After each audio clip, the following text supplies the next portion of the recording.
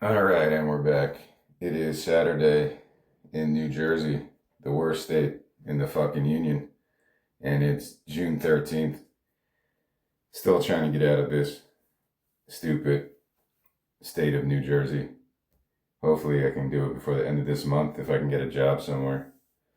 Almost fell into the trap. Did laundry, and then I was bored, so I looked up Instagram stuff. Well, in my defense, I'm like, all right, the only reason I went on Instagram is to look at visual art, and I'm going to share my own creations, which I've done. I have like 200 of my doodles and other shit on there to give you a taste of my style, if I have a style, or if I'm really, I look at my visual arts the same as music because I didn't start in my 20s or 30s being this creative. So I guess if you go to school, you're like directed towards a specific category of art. Just like in a choir, you're a soprano, you're an alto, whatever the words are. I have trouble in groups creating stuff. Um, I remember one time in college, I took some class where we had to make a commercial, and I'm not good in group settings. I don't know how to create with other people. I made some stupid Snickers idea or some shit. I don't know. That just popped in my head for some reason.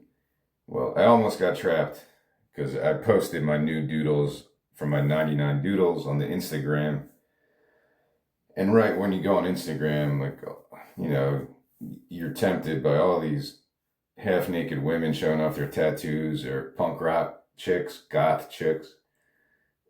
And people just create really cool art. I could have stayed there all day just scrolling, seeing if anyone liked my stuff. I even included what my tattoo idea is because there are a lot of people that have cool tattoos on there that tend to pop up on my feed. So I'm always like, maybe that's why I got interested in tattoos because it looks cool. And it's a part of shifting my identity to some other purpose in life because I don't have a purpose right now. I want a purpose, motherfucker. I want to have a purpose. I want to kick ass. And Instagram is good for that. You see these people doing it themselves a lot of times. People, maybe they are known in the local artist community in their area, but a lot of people I've never heard of before. Of course, I get the usuals, the fat mics, no effects stuff, because they have a documentary and they're plugging it. I get a lot of random vinyl lovers showing like their top 5 albums, and those are addicting, man. Very addicting. But really, the reason I went on there is just to look at visual art from other DIY people because that's what I am, and I want to see how other people handle not a career because I'm not making money. How do they handle this type of a life where you're trying to get inspired constantly, feed the machine, feed the social media algorithm, and maybe it will be good to you. Excuse me, maybe it will be good to you one day. Ah, what are we talking about today? Before I get too off the rails, we're talking about digital incineration. Right off the bat, I'm looking at the album cover, and I have to give thanks to Isaiah Zagar. I don't know how to say his last name. R.I.P. The Zagar family, the Philadelphia Magic Gardens. Only been there one time, but it was a really life changing moment. Not just to be corny about it, it really was. I spent maybe all day there inside the actual Magic Gardens, taking pictures, and then just roaming the neighborhood, looking at all the artwork on the other buildings and whatever it's called, folk art, urban street art, and it's just really cool, man. So what I did, if you never heard me tell this story, that was in 2018. I was writing a screenplay called Elvis Presley Blues, which didn't go anywhere. I think I could rework it to something, but whatever. It was pretty stupid story screenplay. about parallel universes and stuff. So I wanted to get inspired by something. That's why I went there. Took hundreds of pictures of the buildings and all this folk art. In 2021 or 22, when I was trying to put my Substack together, I didn't have any art to add to it. I'm like, I can't use other people's art. I could use my pictures. So I'll be like, I'll just use pictures from the Magic Gardens. My first idea was just to take a picture of my acoustic guitar in a bathtub. And I was like, that'll be cool. But I don't know. I had no idea what I was doing. Like, 3, 4 years ago, I would have never said I was a visual artist. I don't feel bad about saying it now because I do admit what I am. I'm a doodler, man. I like to doodle stuff, and I think I got pretty good at that skill. I can't really draw like technical stuff like other people can. I wish I could do comic book stuff or graphic novels because that would help me in my own goals that I set for myself, but I haven't gone down to really learn that art form. But yeah, 3 years ago, I had no idea. I would have never spent more than 5 minutes trying to draw something. I might have messed around with it, not too much, digital type of graphic design stuff. So I went through all these pictures. I'm like, I'm living like a hermit. I don't have a car. I'm not going to go anywhere by public transportation. I just want to live alone, be away from all other people's bullshit. That was my main thesis in life. And I lived by that for like 5 years as a hermit. The only place I went was a grocery store where I walked to, and weird shit happened there. Like, it was fucking weird, man. But whatever, I need food, so I have to deal with some bullshit. So anyway, I went through like hundreds of pictures from the Magic Gardens and zoomed in on stuff, and I made them into my album covers, or it inspired me to create something else. If this ever became financially successful, this album, I would have to give a lot of credit to the Magic Gardens, and because on the album cover is his artwork. If Isaiah Zagar actually did this one, I don't know. I think he did most of the folk art there over the decades in the Magic Gardens, which I would recommend going to if you're in Philly or on the East Coast. Take a trip. It's really cool. Haven't been there since 2018, but want to go back at some point. Anyway, yeah, I'm not trying to steal from the dude. I'm admitting where I got the inspiration from. At first, I was just going to use the actual photographs and just be like, these are all from Isaiah Zagar, and give him whatever percentage of if I ever made money off of this.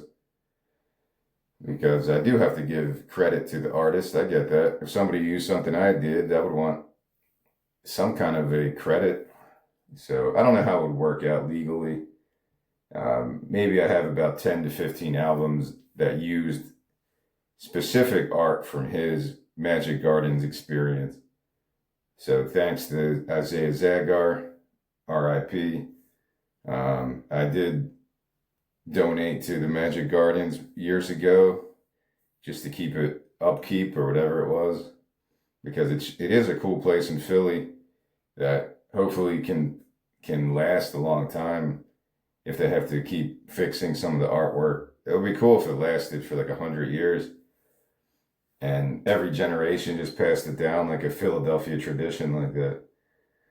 I don't know the ins and outs of how to run a place like that, so it's probably rather complicated to keep a place like that with all the people coming through, the tourism. Hopefully they can keep it going and bring it through to a new generation of artists like that. It's similar to that place in Athens, Georgia. I always forget the guy's name, but REM, or the Talking Heads in Athens, Georgia. The Talking Heads used his art on one of their covers, and he had like his own personal kind of garden. I always forget the guy's name. Apologies. I spoke about him before. So those are my main inspirations, man. Folk artists that kind of use a minimalist approach, but in the long run, it's just a extravagant, surrealistic experience like the Magic Gardens was. So if you look at my cover of Digital Incineration, the artwork on there is from the Magic Gardens. I just kind of put my own spin on it to make it look like a book cover or an album cover. But because it was inspired by the artwork I saw that day, yeah, I'm not lying about it. Everything is free. The movie poster I kind of designed for that was based on his artwork as well. Scorn of the Nation, another album. Gentleman Propaganda is really just another album I have that I'll talk about at some point. Gentleman Propaganda. It's kind of like a punk rock opera, if I think that's what I was going for. Hopefully successfully. In my own head, at least. And yeah, I used a lot of his stuff, so I have to give credit to that, definitely. I'm not trying to steal from people or pretend that I made this myself, nothing like that. Digital Incineration, going into the music now. I want to approach this like a concept, because it is a concept. I want to approach it like a cinematic experience. I talked about Dawn FM by The Weeknd with Jim Carrey doing the narration. That was an album that came after I wrote this, but that was like, man, we must have been on the same wavelength, because it's similar to that concept. Before every song, it would be somebody driving in their car, tuning the radio, showing where I got the influence to write these songs. Just like the art, I want to pay credit, give thanks to the people who inspired this album. From Coheed to Kanye, St. Vincent, Courtney Barnett, Snoop Dogg, John Legend. There's a lot of people that I'll get to. Stevie Wonder. As I get to every song, I'll go through more and more. And I actually started working out yesterday. I did watch USA kick some ass against Paraguay. And I was trying to do whatever workout I could do while I was watching it. So it was a good experience. It's an interesting thing to get back into exercising. Hopefully it becomes a daily habit for me, even if it's only for 20, 30, 40 minutes a day. And I think it will, because I get addicted to it if I do it enough. I was really just walking back and forth for like an hour, just kicking my legs up like a fucking idiot ninja. So that's my workout routine right now. And hopefully it leads to more confident approach to what I'm doing right now, because I talk so much bullshit, and I like the Rodney Dangerfield appeal to just berate myself. I keep saying it, it's not my own bullshit that I am fighting against. It's bullshit from other cowardly people that keep fucking with me for some reason. And these cowardly people, I don't even know the reason, the motivation, or why they keep doing it. And it just goes and goes and goes, like the Idol song. It just goes and goes and goes and goes. But eventually it disappears when these people just get tired of the bullshit. They get tired of their own bullshit and just run away. It's something I've learned to control, but it still happens, which is rather fucking frustrating, that I can't even fight against something. I can't fight against something I can't see. So it's a weird type of experience. I was going through this stuff in 2020 when I wrote this album. I went through crazy breakdown. I sniffed a bunch of bleach up my nose because I thought I was suffocating to death one night in my apartment. And then my breakdown just led from there. I could laugh about it now, but I was having crazy paranoid moments in my life where my breathing got fucked up, my nose got fucked up. I was thinking thoughts, mentating. Is that a better way to say it? I was mentating. That makes me sound smarter. And crazy thoughts, man. I'm going to talk more about these things when I get to Radiation Highway. That talks about my former employer and all the shit that they put me through. and the wrongful termination stuff that I had to deal with also around the pandemic times, and just other bullshit in general from family, from strangers. Hopefully that stuff's done with, but in my experience, things don't get resolved until they get resolved. So shit doesn't get resolved unless the people who did shit to me want to resolve it, and people don't seem to want to resolve it. Other people's bullshit affects my life. I'm trying to move to the West Coast and start a new life, new experience, and I still feel like I'm being blocked by the same bullshit. What am I supposed to do for all the tough people out there, the alpha males, the alpha females? What would you do? Just get on a fucking bus and go across the country, grabbing your balls? How are you going to survive? How are you going to survive? Don't you need to get a job first or something? Yeah, I need to do that. That's what I'm trying to do for the last 2, 3 months now. My Amazon job ended like in, I don't know, March, I guess, February or March. And now I'm just stuck. I don't even want to go back to that job. It wasn't something that I could do for the next 20 years or anything. I don't think it's a very stable job. So the only way I would go back to Amazon if I got that desperate and they hired me on the West Coast, I would go work for them there. Hopefully I just can work as hard as I did and not have to deal with people's bullshit, because that's the only thing I really care about at this point in my life. At any point in my life. Doesn't matter if you're just entering the workforce in your 20s or as a teenager or you're going back in your 40s. There shouldn't be bullshit from other fucking people. Like, there really shouldn't be. I'm just trying to work an honest job, make an honest buck, and create my art on my own time when I have the time to do so. These were not exactly thoughts I had in 2020, because when I wrote this album, I still had a job.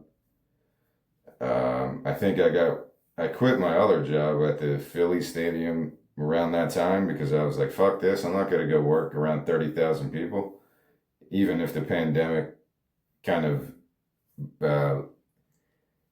dictated that people couldn't go to games anymore, whatever. I was freaked out. I'm like, I'm not doing this anymore. I didn't know how long I could do it anyway, because it is a pretty fucking hard labor job, carrying beer on your head for 3 hours a night.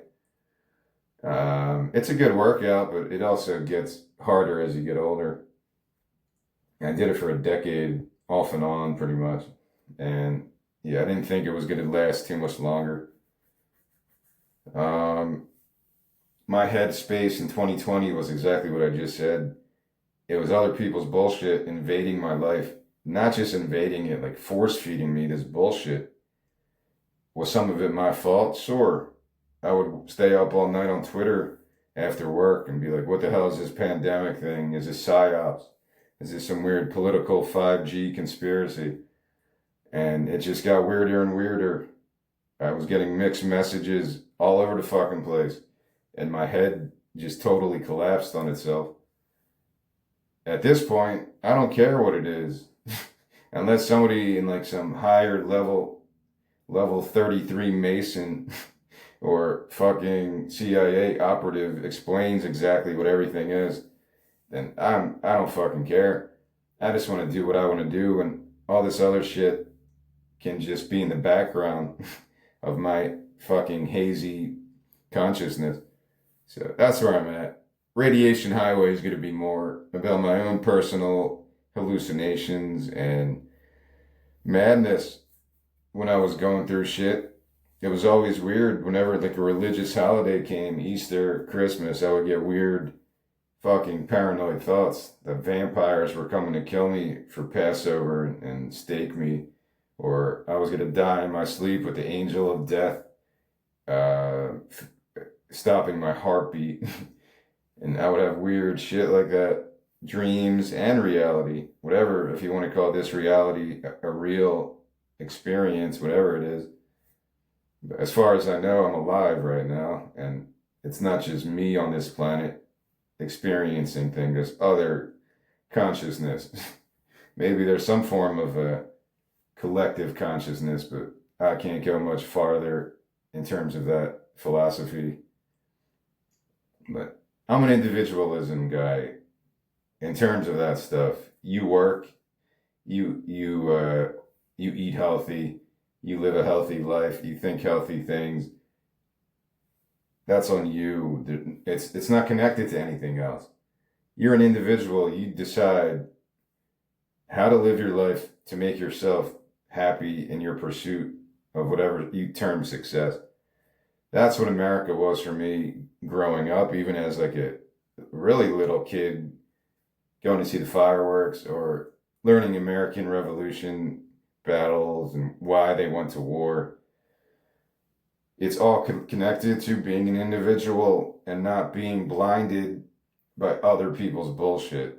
Now, when it becomes a physical thing, that conversation could go on for a long time because everyone has a different angle, eye for an eye, turn the other cheek, de escalate, or fuck it, kill them all, like Metallica. Like, I don't know the answer to that. I'm 44. All I want to do with whatever time I have left is what I keep saying every day.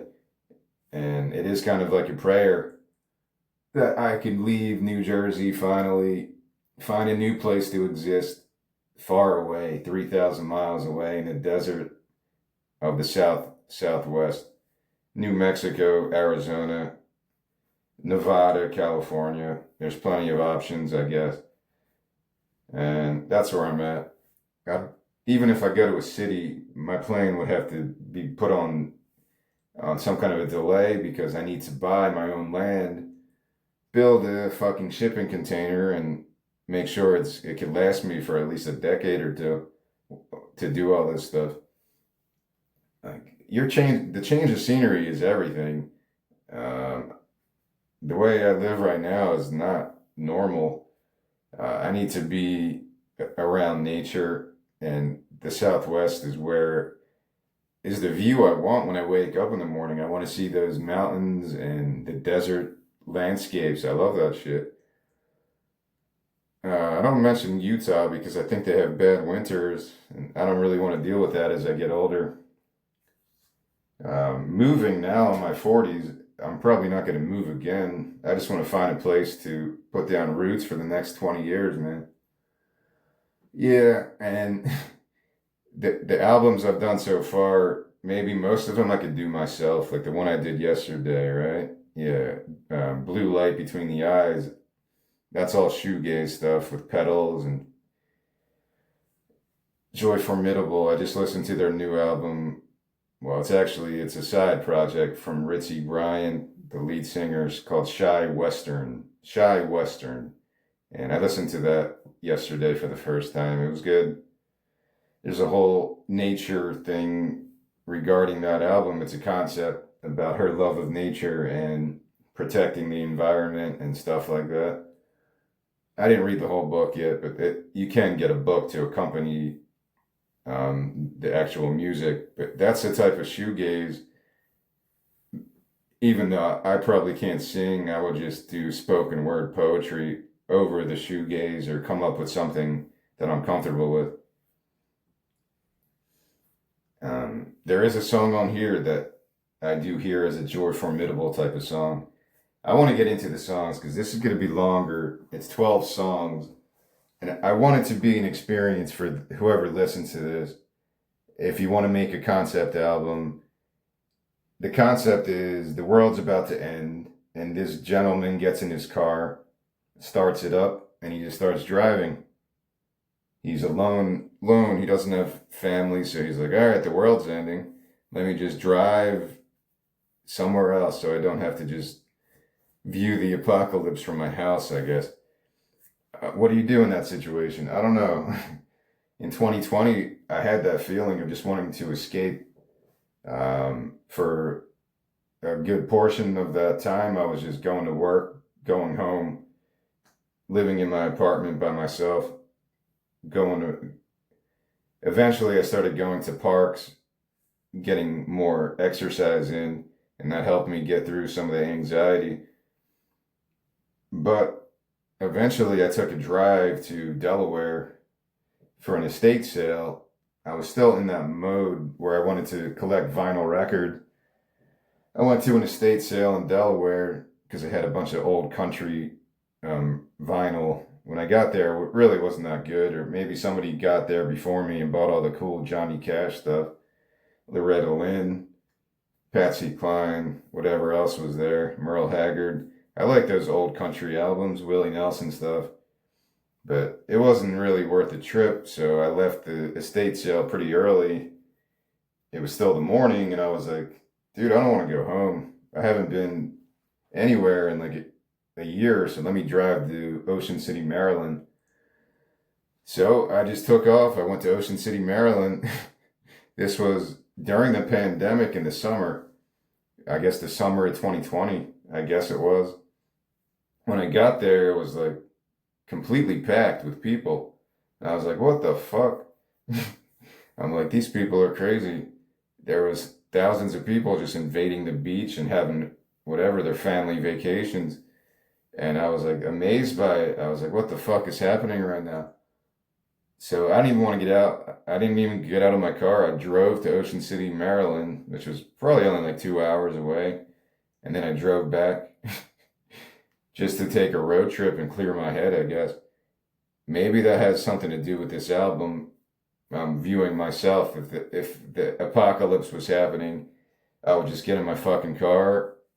If I had a car, I had a car back then, and just drive. I don't know where I'm going. There was a Netflix movie that reminded me of that. I think it had something to do with the apocalypse, and somebody just started driving. I forget the name of the movie. Maybe it was a made for Netflix flick. Anyway, that's the concept of this. And as this person is, it could be a man or woman, it really doesn't matter. It's never going to be an introduced character. So females, you could pretend it's you as well. I'm writing this from my point of view, so that's why I keep saying it's a man, but it doesn't have to be anything to do with gender. This person, this human, is driving during the apocalypse, and they're tuning their radios or driving, and the farther they go from home, the more static they get from the radio and less reception, trying to symbolize like they're moving away from human contact, because that was my life. It's still kind of my life, but back then it was where I wanted to be. I told myself I don't want to be around people because that's what I was hearing anyway on the news. Stay the fuck away from people. So I stayed the fuck away from people. I locked myself in my office at work and just read books all day and did some meditation outside. But I didn't do my normal routine because the work wasn't there anyway. It was fucking really just a weird time, man. I would love other people to tell their experiences. I'm being as honest as possible in my book about the COVID times. I never had any mental issues, anything, until the shit went down in late 2019 and in 2020. And I'll talk about COVID more when I talk about Radiation Highway next week. That's the album that would be more difficult to get through because it's about weird family stuff, weird work stuff, weird news, weird social media, just my own breakdowns over and over again. And it went on for a long time, and I wasn't talking to anyone, so I guess it just stayed within me. It's still kind of in me, but I'm over it now. I just want to produce stuff, man. That's where my head was during COVID, and it kind of lasted a little bit longer than usual, or than most people had an experience, I guess. So there's a lot of influences on this in terms of the music, and maybe I'll talk about that later, but John Lennon, Nina Cherry, Coheed and Cambria, Bad Religion, Bobby Darin, the Boomtown Rats, Stevie Wonder, Gillian Welch, Faith No More, John Legend, The Velvet Underground, Scorpions, Lonnie Liston Smith and the Cosmic Echoes, Harold Budd, Courtney Barnett, Sublime, Kimbra, Dillinger Escape Plan, Phoebe Bridgers, Kanye West, Arcade Fire, Joy Formidable, Snoop Dogg, Marvin Gaye, Towns Van Zandt. If you like any of those people, then yeah, you would like this album because I'm going all over the place, man. some of these are the songs that the person will be listening to on the radio as they're driving, and that's what I'm going for here. So the first song is called Social Media Suicide. And what does that mean? What does social media suicide mean? It means exactly what you think it means. You get sick of social media, so you delete your profile. You get sick of social media and all the shit that you just stay off it for a couple of weeks. Like I just said about not Substack. Weirdly, I don't get addicted to Substack. I don't use it like a usual Instagram or Facebook where you're liking stuff and doing shit like that. Excuse me. I don't do Substack like that. I don't like anything, very rarely at least. I just use it as like this is my website to share all my work. But it doesn't mean I don't find other valuable inspiration from there though. I spoke about Kimbra, even the Shy Western, Joy Formidable. You can find a lot of your favorite artists on there. Patti Smith's on there. And you feel like connected to these people. It's weird. Substack is definitely the best. Medium, I haven't had the same kind of reaction, but I view it the same way. Medium and Substack are just like my personal websites, pretty much. Instagram is like my playground. I could look at half-naked women because they just pop up on my feed. You know, what am I supposed to do, man? Like one of the videos was just some lady shaking her boobs under her shirt. And I'm like, all right, that's cool. I'm not going to dislike that. It's a skillful thing to do. Like, if you can move your breastises without moving anything else, that's a skill. And stuff like that. Yeah, Instagram is more for that. Looking at movies, comedy, sketch comedy, and stuff like that. That's what I use Instagram for. That's what it became, at least. Maybe originally it wasn't like that. Originally I was like, I'm a professional artist. I'm just going to be really prude and not pay attention to the sexual stuff. But the book I'm reading, The Gospel of Hip Hop, they talk about temptation, and it's like, that's all it is. It's just a way to get your mind to go places that you don't want to go or you don't feel comfortable going. I guess that's one way to say it. But I really don't see a problem with shit like that. Yeah, Instagram can be dangerous. Any social media can be dangerous. COVID, it was more Twitter. Twitter was really fucking me up with people's accounts of what was happening. Somebody posted something in Italy that the police were coming around and having a curfew, and if you didn't stay in your house, they would just arrest people. People were trying to escape. It was fucking weird, man. I was getting all these weird ideas. It was about that point that they shut down the NBA and sports, and I'm like, the casinos were shutting down. I'm like, man, there's some fucked up shit that I don't really know what's happening right now. And then at work, it was getting just as weird and dystopian. People were saying this and that, believing different things. These are all themes in this story. When I get into the actual lyrics, you'll probably notice it more when I dig into the lyrics more. But it's not something. I'm still proud of this album, I guess what I'm trying to say. I had a mumble there because I was trying to find my Substack post from 2023, September 12th, 2023. This was when I shared this concept album on Substack for the first time. If you want to go check that out, I'll share it. And I included a playlist of maybe 40 songs or so, 35 songs of people and songs that led me to write these own spoken word tracks. The first song, Social Media Suicide. As this guy is driving through, you would hear the Boomtown Rats, I Don't Like Mondays. And I'm aware you need the rights to all these things. It's expensive to even use like one line. Last night I'm watching the World Cup game and I'm like, maybe I should start a podcast just called like the Lyric Guys or the Lyric Guy, and I'll just read lyrics as poetry. I'll pick 10 songs that I like and just read the lyrics. But I don't even think I could do that. It's copyright stuff. I might be able to get away with it like I'm doing it because I analyze other people's lyrics, and I'm not making money from this anyway, so it's not like I'm doing anything nefariously. But I don't know if I could do something like that, have a podcast where I pick 5 songs, 10 songs, and I just go through the lyrics as poetry. And if anything, the artist that I choose would like that. It's going to lead people to their music. And I doubt I'm going to make millions of dollars from an idea like that.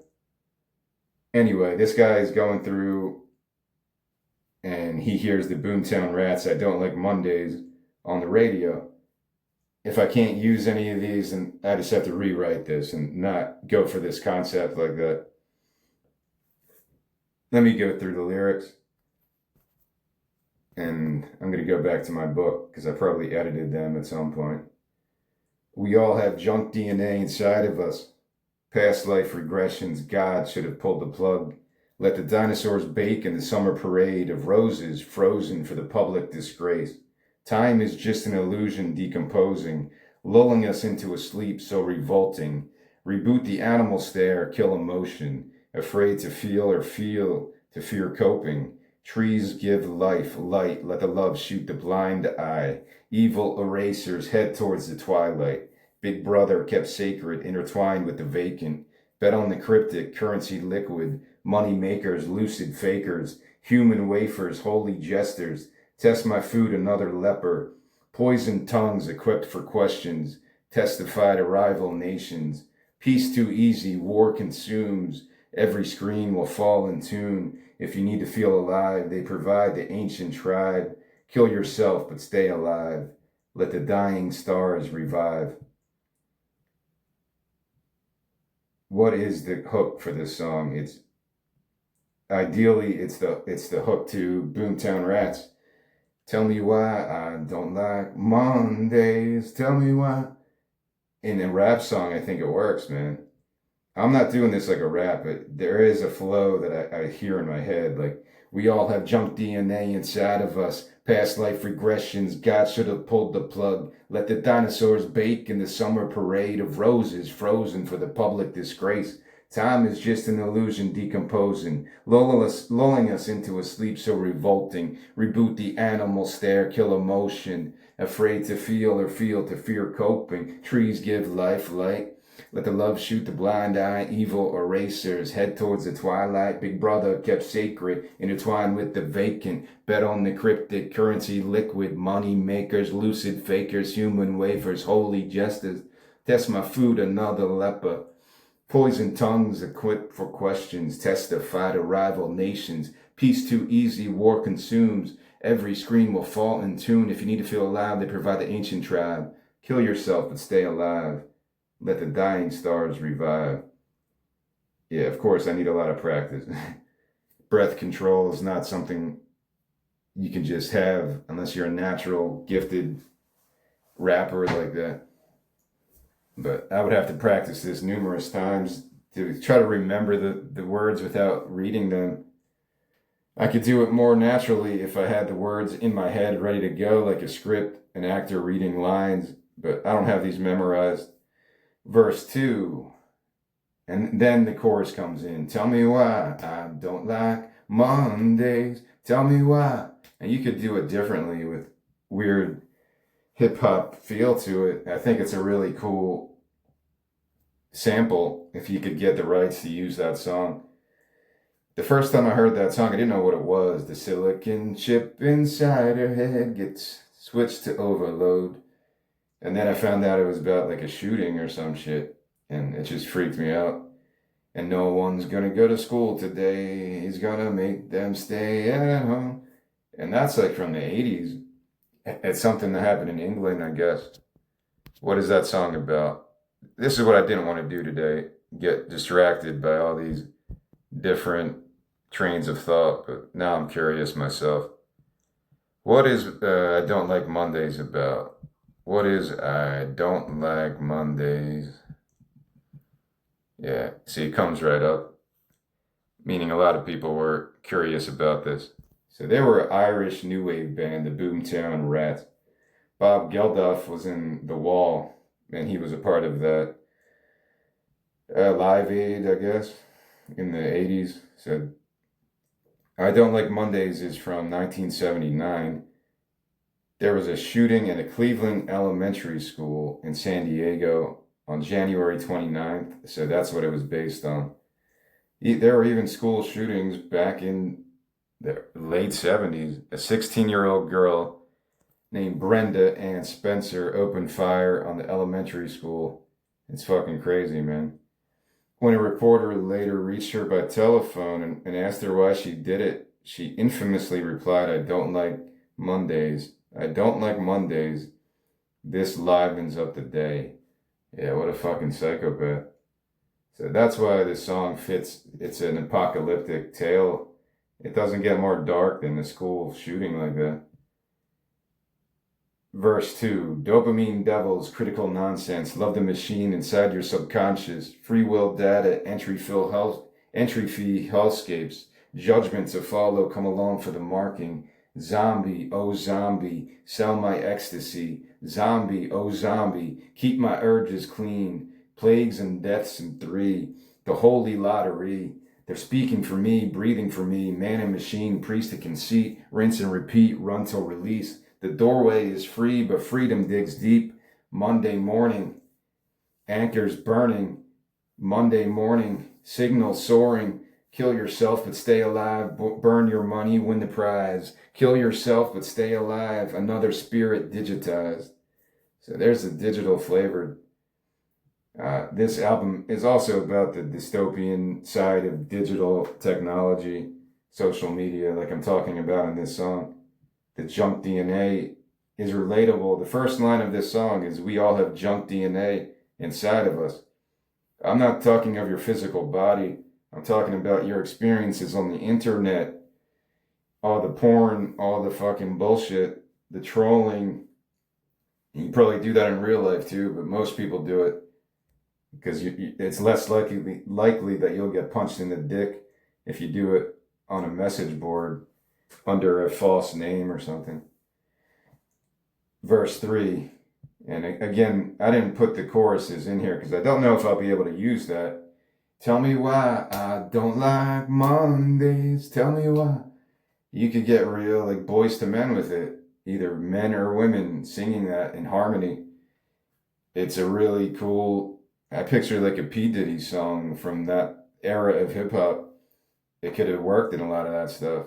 He kind of used the cashmere in that one song, Godzilla song. Verse 3, resolution too confusing, winner thinking, execution, mass surveillance out your window, add it up, extract a lesson. All subliminal criminals prey on the miracles, logical paranoid, victims of petty voids. Conquer the inner voice, payment plan centerfolds, warriors without a war, gamblers without a score. Manic depression, spreading tension, pent-up animal aggression, no excuses, no direction, just inanimate performed possession. No solution, no dilution, just a terminal pollution. No resistance, no existence, a handshake, a renewed resistance. But we're floating on our instincts, in an instant disappearing. But we're floating on our instincts, in an instant disappearing, keep floating on our instincts. This is a very personal song to me, because that's what I felt like. I was just floating in a haze of other people's shit. If I go back in time, if the COVID shit never happened, my life would be completely different. I would have never written this album. I would have no concept albums. I would have never written a book, made these new screenplays or anything. A life-changing event like that where I did feel like I was having near-death experiences.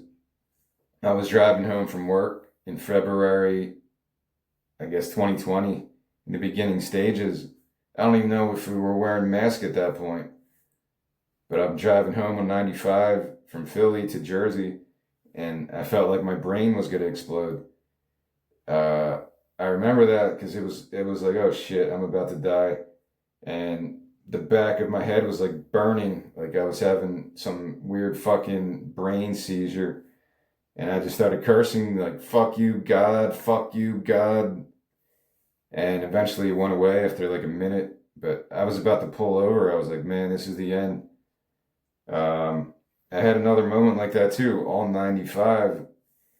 That's how fucked up my brain was. I thought it had to do with the 5G towers. I'm like, man, these things are putting weird frequencies in the air and it's killing people. The government can control who they want dead through this new frequency.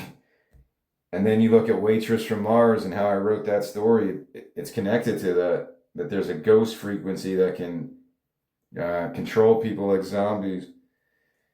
These were a lot of the thoughts in my head that instead of going all weird with it, getting all raged out or from my confusion or doing something worse, I did almost end my life by accident. It's not something I meant to do, but like I said, I couldn't breathe one night in my apartment and I thought I was dying. So I sniffed a bunch of Lysol and bleach up my nose, and I thought that would clear up my breathing, but of course it probably fucked me up for a little bit. It's not recommended to do shit like that. Yeah, it was real weird. I remember sleeping and I put a mask over my face. I might as well tell these stories, even though I didn't write songs about this until Radiation Highway, which I named it Radiation Highway because of the story I just told on 95 when I thought I was going to have a fucking aneurysm or some shit. It was fucking crazy, man. So, yeah, so then that same night, after I put a mask on my face and I covered it in Lysol and bleach, and I'm like, this will help me breathe when I'm sleeping. I was out of my fucking mind, dude. Luckily, I woke up like in a couple minutes after I did that, and I was like, fuck, I'm gonna die if I keep this mask on. And then I was having trouble breathing. I remember throwing out my air conditioner because I thought it was bringing in poison. I was having all these weird, paranoid, schizophrenic thoughts. I'm not like that anymore, but I have to tell the truth about where my head was. When your brain is telling you these things and your anxiety levels and your fear is also matching the madness, you start to believe these things. In another situation, it would have been a thought that passed in like a second. I'm like, all right, that's a stupid thought. Let me watch some Rick and Morty and go to sleep. Let me watch some porn, jerk off, and go to sleep. But it was not that type of a environment that I was living in at that point. So song one is meant to create the opening for this mad kind of album because it is a lot of madness. Song two is called New American Jesus. And as this guy is driving, or woman, whatever, this human is listening to Bad Religion, American Jesus, mixed with a preacher shouting his message. And the preacher shouting, send all your money to me. Send all your money to me. I'm not sure how to do that. Maybe he's kind of singing it, and that could be like a sample throughout this whole thing. Kind of like that Jesus Walks Kanye song. Send all your money to me. Send all. That could be kind of a weird sample throughout this song. That's just coming from my own creation. It's not sampled from something else. You could loop it at other places throughout this album, or this song. All right, let me try to get through this one. When I first wrote these songs, I did record them even crappier than I'm doing now into this weird MP3 recorder. And it was while I was riding my exercise bike, so that gave me more breath control, but actually it really didn't. I don't know why I was doing that back then. I'm like, I need to do something for an hour while I ride my exercise bike. So I decided to try to recite these lyrics. This is how this song goes. Lightning struck, beginner's luck. Sometimes God don't give up. Don't get caught up in the details where the devil waits to exhale. On my knees, earn my keep, waiting for productive sleep. Baby thrown out with backwater. Better late when on the throttle. Tortured creeps, Jesus weeps. Survival of the fittest beast. Crucifixion, phantom friction. Ego worship, mass addiction. Rearranged. A love deranged. Freaking off the cuff again.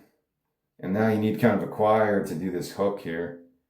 When the voices call out, will the thoughts console us, contort us, get deeper down and restore us?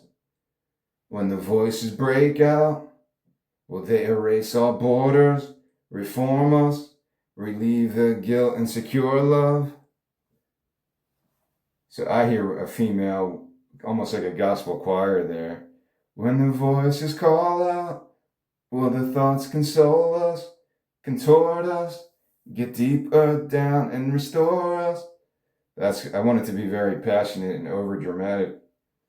Verse 2, pride before guerrilla war. Tell me when the credits pour, the fallen preach of stolen valor. Every Sabbath souls devour, on the beat nights repeat. The devil dangles synergy, battle for your mind and diction. Good versus evil can't tell the difference. Safe and warm within the swarm, terrorized again reborn. This life, upright, evolution of the reptile, denied, contrived, carbon monoxide, supplied, in stride with the rising of dark sides, in a pavilion of dreams, some splintered, some obscene, a religion of the meek, to unify the seeds. You can go back to the chorus again. When the voices call out, will the thoughts console us, contort us, get deeper down and restore us? When the voices break out, will they erase all borders, reform us, relieve the guilt and secure love? Third verse. Now the ending, go and write one. All the others promise begging fear and spells of blood, like the old gods, arrested motion, a devotion swept up with caution of the other ones, which God deserves their promotion, carry the torch of remorse, generations of secret lore, been reborn, been deformed, been massacred and reformed, been seduced, mass-produced, been reorganized and reduced, final rights, muzzled might, compromising to refine for the fight, flight in your eyes, forget the sanctimonious ties, just send me all your money, send me all your money. I'm trying to work out a style here, man. I don't know what I'm doing. There's a cool Tiny Desk with Megan Thee Stallion, is that how you say her name? And she talks about breath control. Like, she goes nuts, man. I wish I could get that same flow to have more passion, more confidence in this shit. It's a physical thing that I'm working on. All right, let me move on so I don't take 4 hours to get through these. I think I'm a good pace so far. That was the tribute to Bad Religion. All right, the next song is called Crime and Punishment, because I was reading that book. Dostoevsky got me through maybe a month or two of the pandemic times. Crime and Punishment, Karamazov, and The Idiot.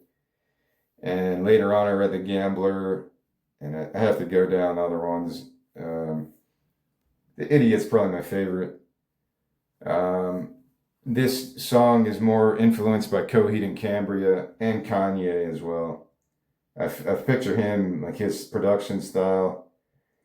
And if I'm not able to use the riff of Coheed and Cambria, Welcome Home, you know, the famous riff, then you just have to make something else up. I made another video already about this song specifically in my Anatomy of a Song series last year.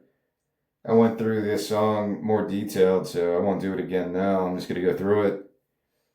But you can, all right, for example, these first 4 lines. By the letter of the tyrant, dun, dun, dun, dun, bring the fire to the dun, dun, dun, dun, dun. Isolate the daily docket. Dun, dun, dun. Stick their memories in the socket. So, dun, dun, dun, dun, dun, dun, dun. That's why it fits so well, because I was listening to that when I was coming up with these lyrics and the melody. So I picture it like a Kanye song. I don't know if people still are angry at that dude. Is Kanye cool now again? I have no idea, man. I try not to follow the gossip side of entertainment, the tabloid shit, the politics of it. So, but that's how I hear it. Like, by the letter of the tyrant. Dun, dun, dun, dun, dun, dun, dun, dun, dun, dun, dun, dun. If I can't get the right to use that, or if it's too much money, then I have to make something up myself to kind of pay tribute to this Coheed song. You could say Coheed were paying tribute to Kashmir as well. I just mentioned the P. Diddy song. It's like the same type of feel. Kashmir is one of the coolest Led Zeppelin, coolest chord progressions.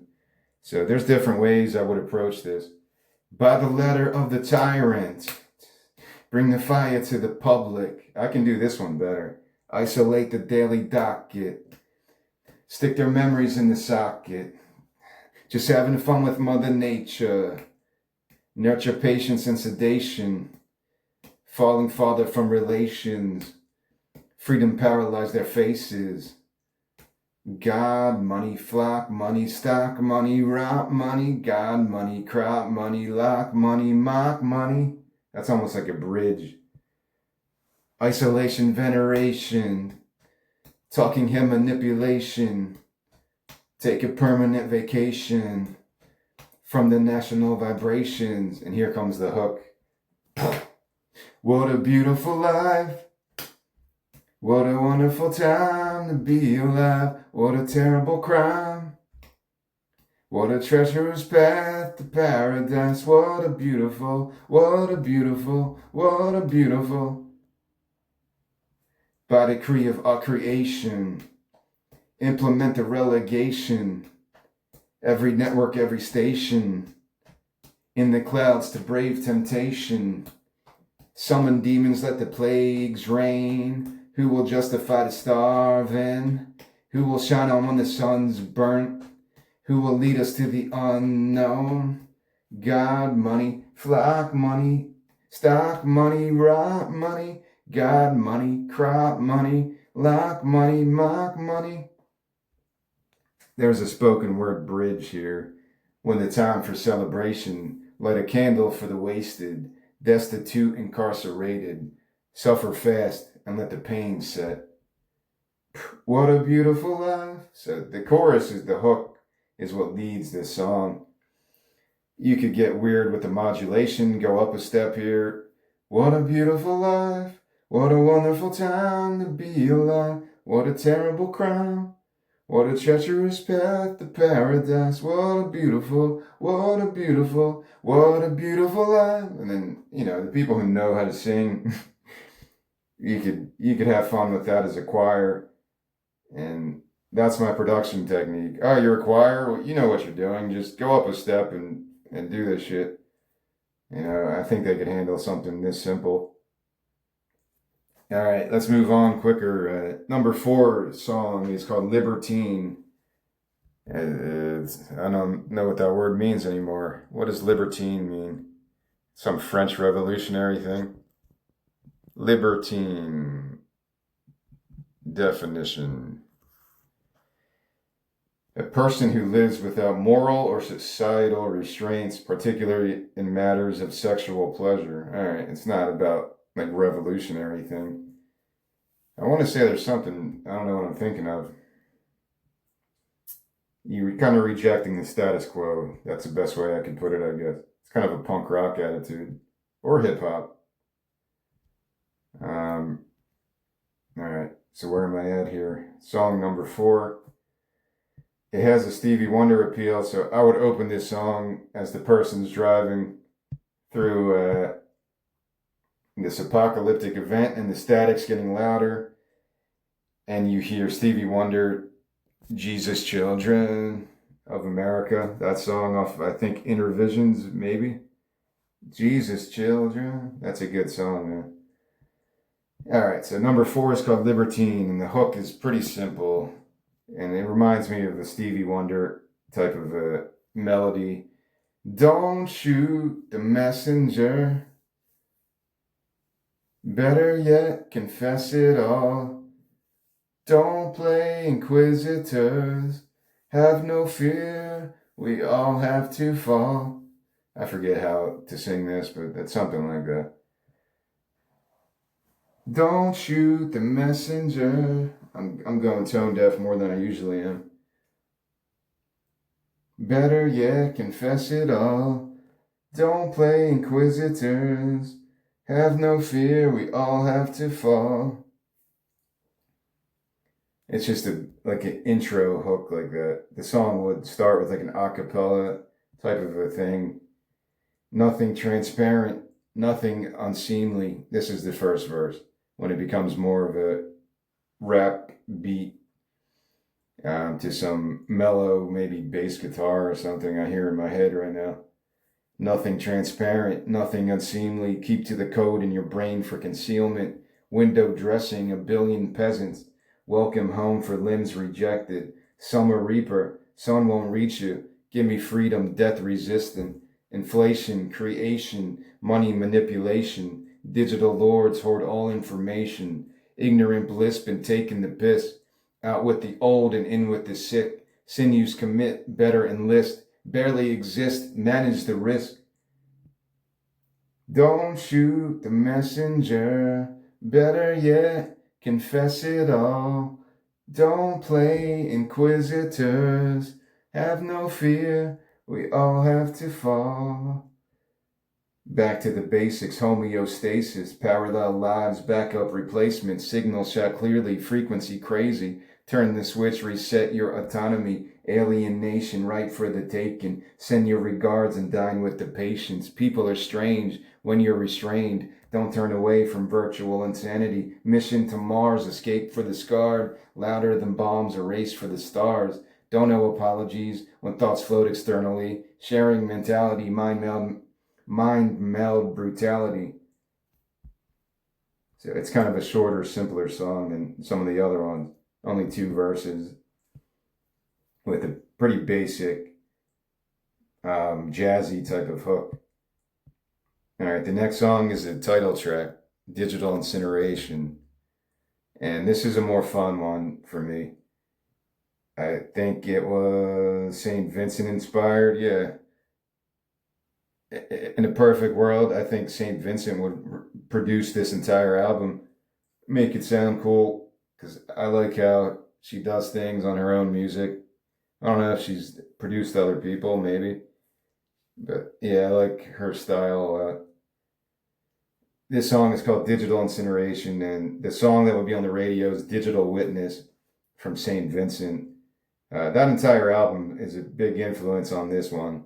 OK Computer, St. Vincent, I guess it's just a self-titled album with Birth in Reverse, that one. St. Johnny or Prince Johnny, that album, that's the one that really stuck with me. I like her other ones too, but that one really got me. All right, let me get through this one. So you could picture the St. Vincent type of style. Travel through time, all on your spine, mask on your eyes, swallow your pride, pigs on the wing, eunuchs won't sing, such a ridiculous flat earth experience. Plugged in maligned, shadows confined, digital divides, looking so serious. Mail order brides, all in your mind, pleasure so venomous, lustful and generous, can't comprehend the curse. Move to the final verse. Man-made machines made man-made man. Made man-made gods made man-made man. The simulation in our heads. Science fiction disciplines. I'm saying it's really monotonous because it's supposed to be like robotic. You could put all the fucking auto-tune robot artificial intelligence effects on this, because that's what this album or this song is about. There's a dystopia over the COVID times. That was a dystopian time. And then artificial intelligence the last few years it seems to be the same type of a fear mongering like that. So you can make this man-made machines, made man-made man, made man-made gods, made man-made man, the simulation in our heads, science fiction disciplines, and then go into a more poppy hook. Digital incineration, wake up to a new creation. Digital incineration, reality's recalibration. Blood on the vine, buried alive, flush of supply, trigger don't lie, dogs on the line, cubicle smiles, such a methodical, tangible novelty. Political pawns inciting alarms, blood from the stone, beating the timpani, drafted away, their final display. They questioned the obvious, waylaid the populace, quantity versus quality, upgrade the obsolete. And then you go back to the man-made machines, made man-made man, made man-made gods, made man-made man, the simulation in our heads, science fiction disciplines, digital incineration. I don't know if you have to work on that transition from bridge to the hook. Science fiction disciplines. Digital incineration. And there is a bridge as well. When opposing forces meet, equal in velocity, set the only course we need, the end of all atrocity, or at least worth the dream. And you could go into a final chorus and make it real weird. This is the most fun song. It's supposed to be stupid in terms of how you perform it. You can get all weird talking heads. There's a Talking Heads St. Vincent connection with David Byrne. They did an album together, and they performed songs kind of in this weird, surreal way. If I remember watching something on YouTube years ago. I like that feel, man. I'm thinking of David Byrne right now, like his voice. Man-made machines, made man-made man, made man-made gods, made man-made man, the simulation in our heads, science fiction disciplines, digital insane. So you could get real funky. Maybe there's like a lot of people on the stage where you have a choir singing the hook and different people handling sections of this song. It's supposed to be like a movie, so you could act it out in your head like a cinematic experience, a play. The next song is called Unknown Unknowns. That's called probably from Donald Rumsfeld back in those times, the early 2000s. It's Unknown Unknown. Is that from Donald Rumsfeld? I don't know why his name is still in my head. I wish I didn't have all this political shit in my head anymore. Unknown Unknowns is from Donald Rumsfeld. So I learned something in college. I was a political science major, reading Noam Chomsky and Ayn Rand and fucking Ann Coulter.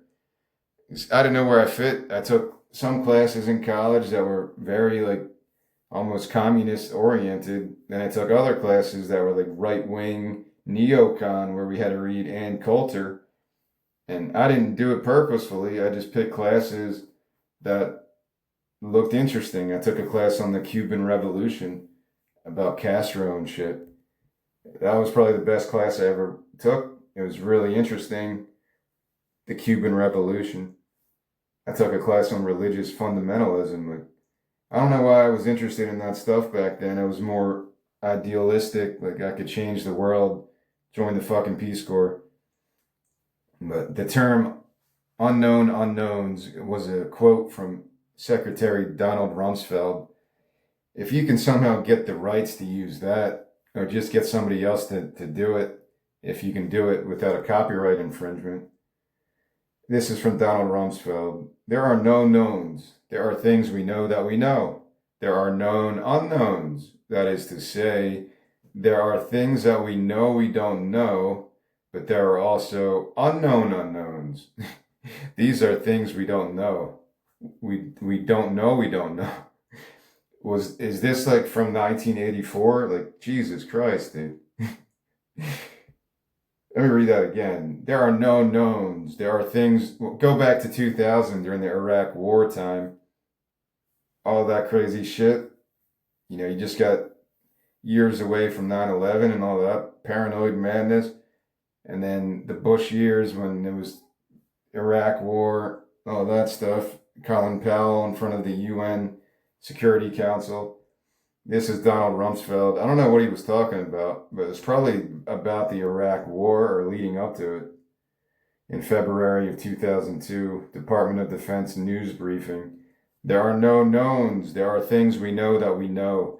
There are known unknowns. That is to say, there are things that we know we don't know, but there are also unknown unknowns. These are things we don't know we don't know. Like, what the fuck is this Orwellian shit? Holy crap. It's brilliant. I'm sorry, like, even if I don't agree with the politics of the neocon agenda, whatever, uh, I'd hire Donald Rumsfeld to be like my CEO or some shit, because you're never gonna get any information from this dude, like Marshawn Lynch.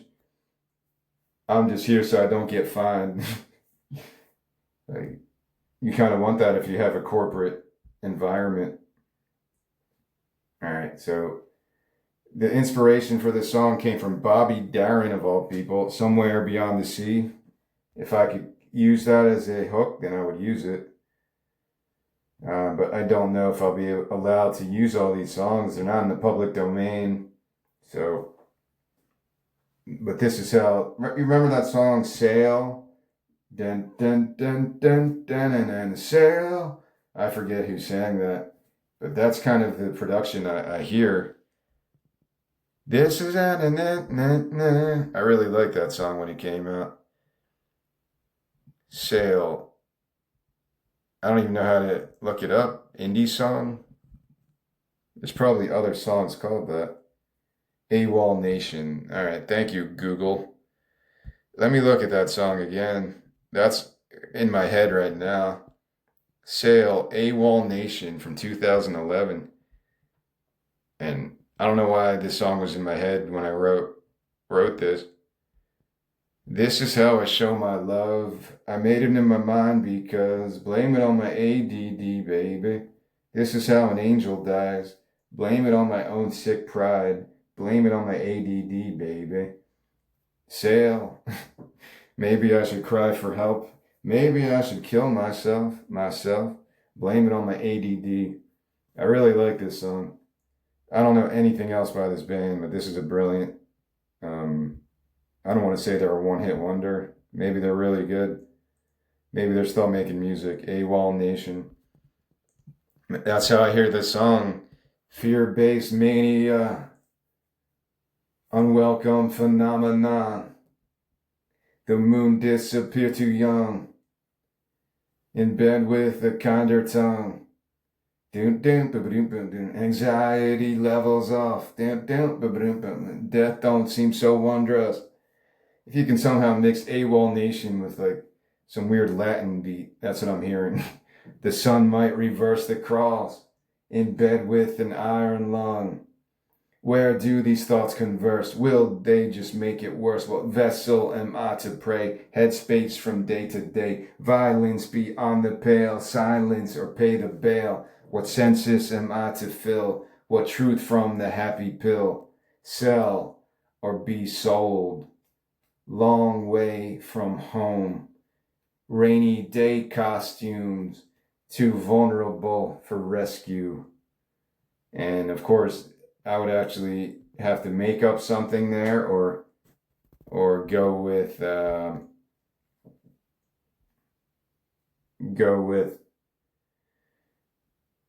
yeah, the Somewhere Beyond the Sea.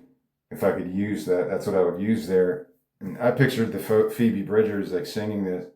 Sell or be sold, long way from home, rainy day costumes, too vulnerable for rescue.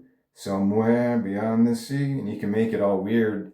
Somewhere, waiting for me, and make it kind of a darker version of that classic song. I do picture the Phoebe Bridgers voice though. She could conjure some weird shit here to make it more of her own. Verse 2.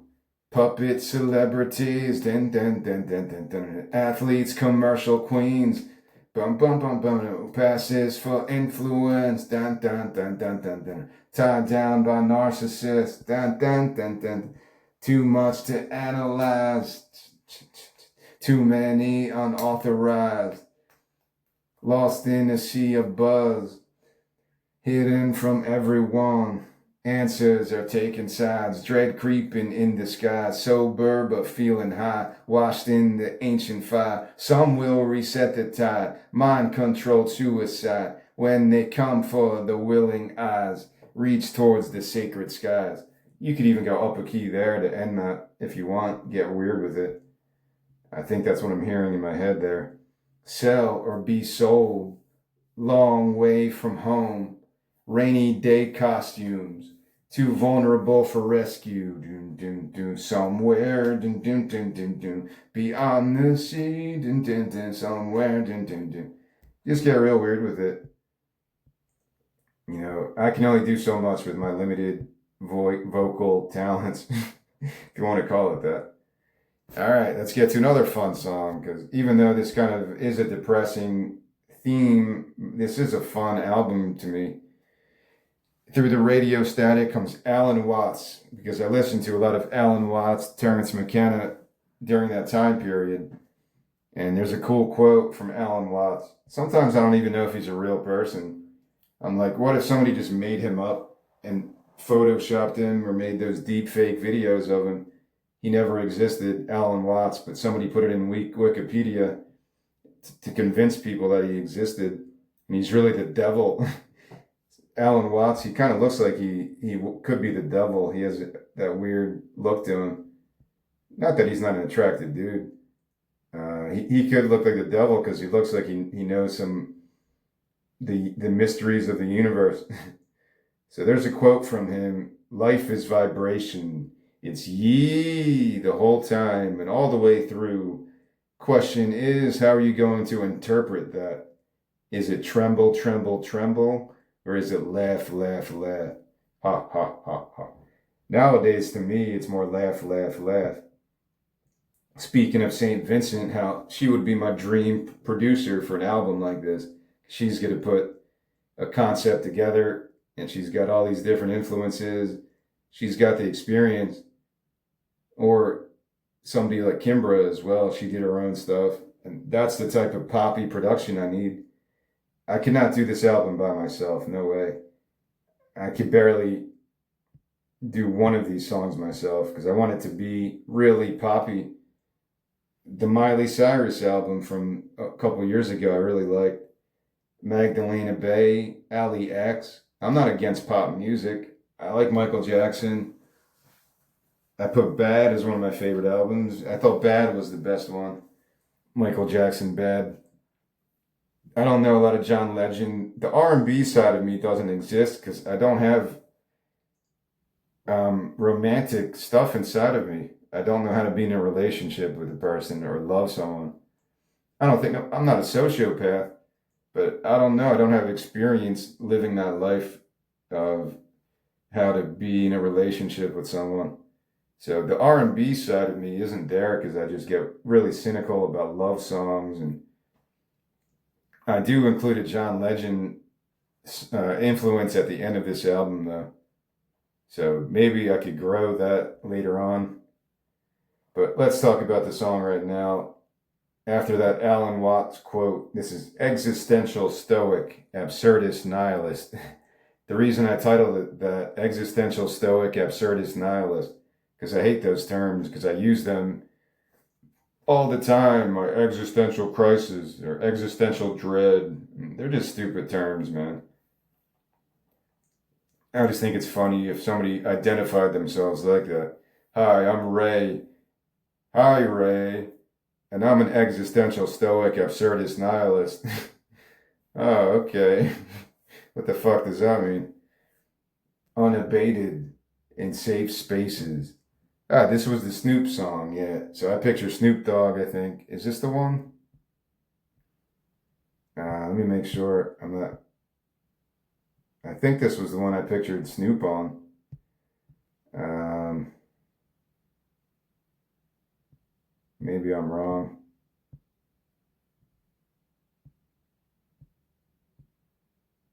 Yeah, I think it is. Yeah. So I picture Snoop and Courtney Barnett doing this song together.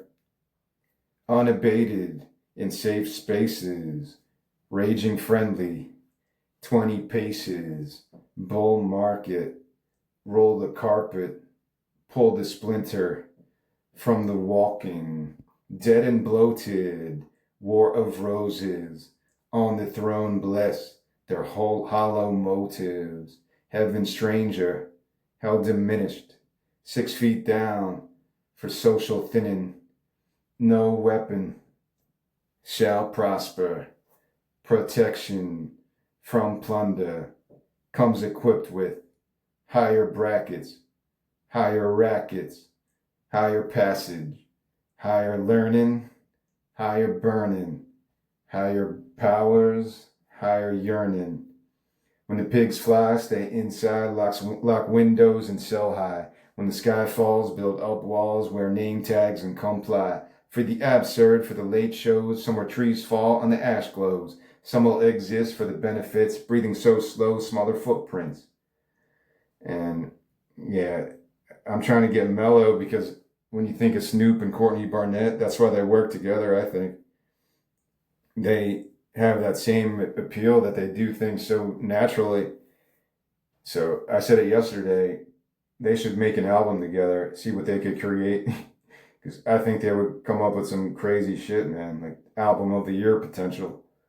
Courtney Barnett and Snoop Dogg, if you ever hear me talk my bullshit like this, you two should join in because I'm your muse right now, and I think you two would make like a crazy album together.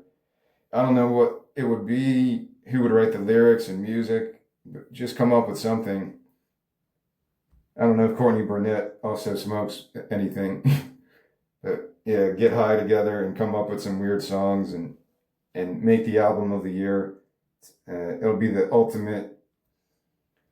Forget about Aerosmith and Run DMC or Rage Against the Machine and other Jay-Z try to do rock stuff with Linkin Park. Mix indie rock with Snoop Dogg because everyone loves indie rock.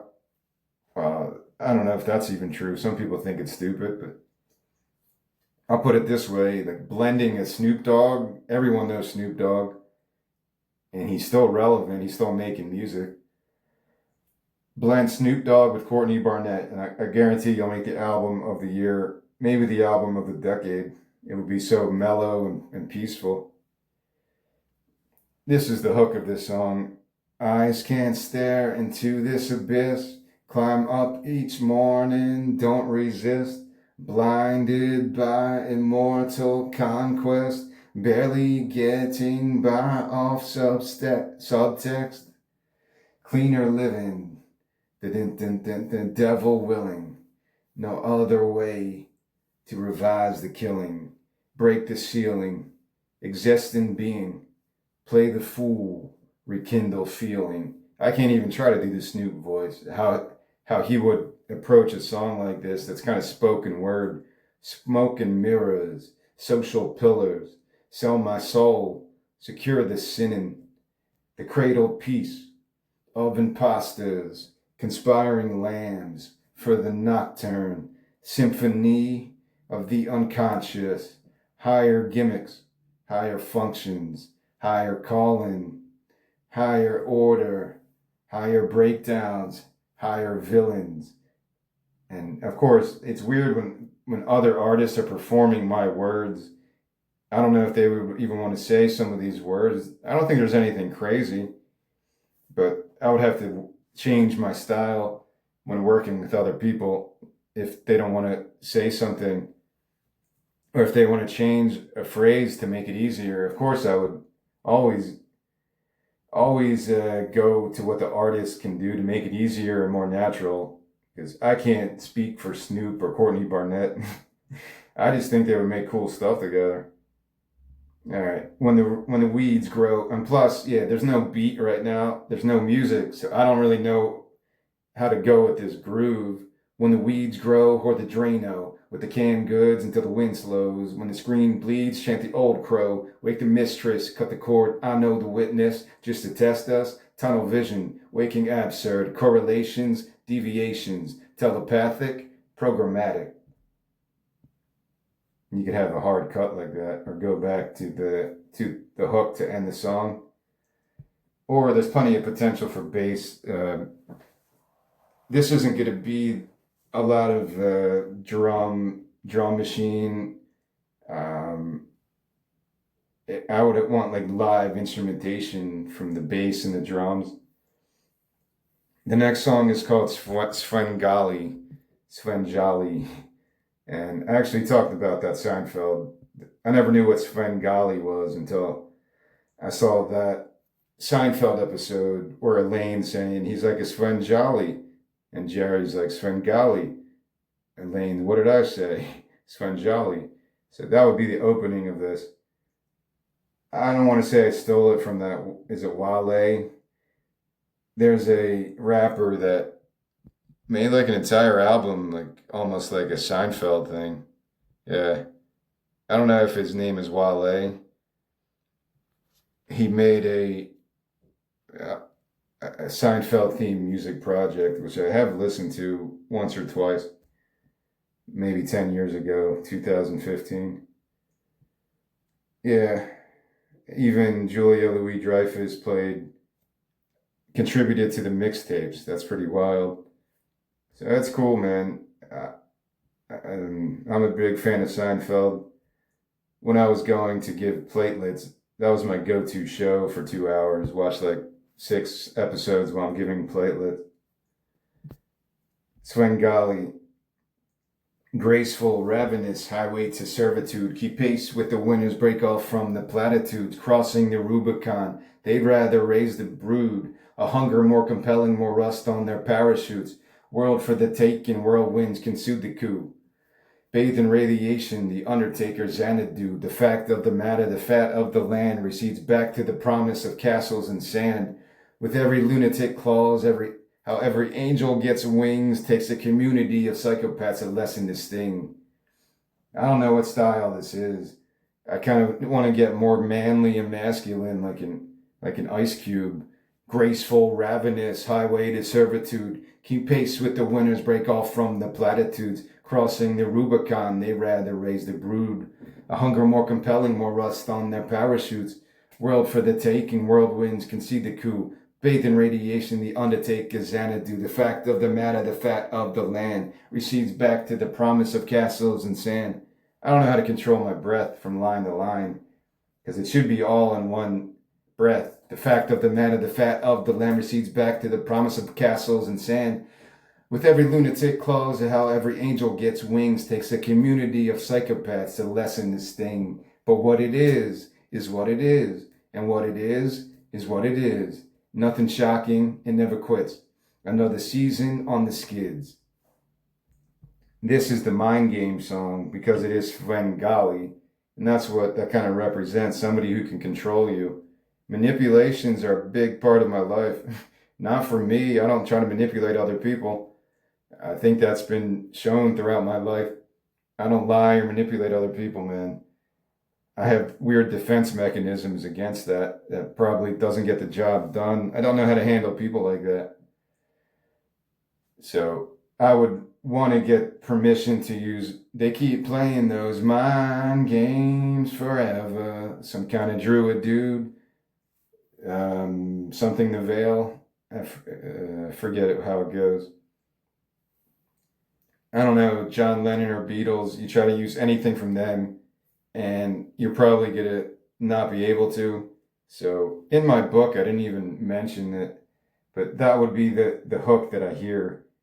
Nothing shocking, it never quits. Another season on the skids. Din, din, din. We keep on playing those mind games. Like if somebody performs it differently, like you're not actually sampling John Lennon. are you allowed to use it? You still have to pay for it, right? So most likely, unless this thing is a big production and you have the backing of record labels, I don't know if I'll be able to use any of this stuff. This is a very ambitious undertaking, but it's because it's pop music and it's not my forte. It's not what I'm used to writing. Verse 2, which is why I need all this help from other people, collaboration. This whole album would have like 20 different artists on it. It could be a huge just coming together of different artists that I've loved throughout my life. And not just me, everyone loves Snoop Dogg. If Courtney Barnett, I'm sure she can sell out a lot of places. She got pretty popular. Verse 2, hell-bent concubines, paraplegics, speaking in tongues in the warped name of Jesus, windows rolled down, Lord please forsake us, guilt-ridden souls of panicked allegiance, soothsayers, drama queens, flag-waving patsies, all take turns performing the fantasy, thoughts underwater, disgraced lobotomies, greed through denial, social remodeling, with every heartbeat lost, every conspiracy wheezed, breed anarchy with liberty in biblical seas. And what it is what it is. And what it is what it is. Nothing shocking and never quits. Another season on the skids.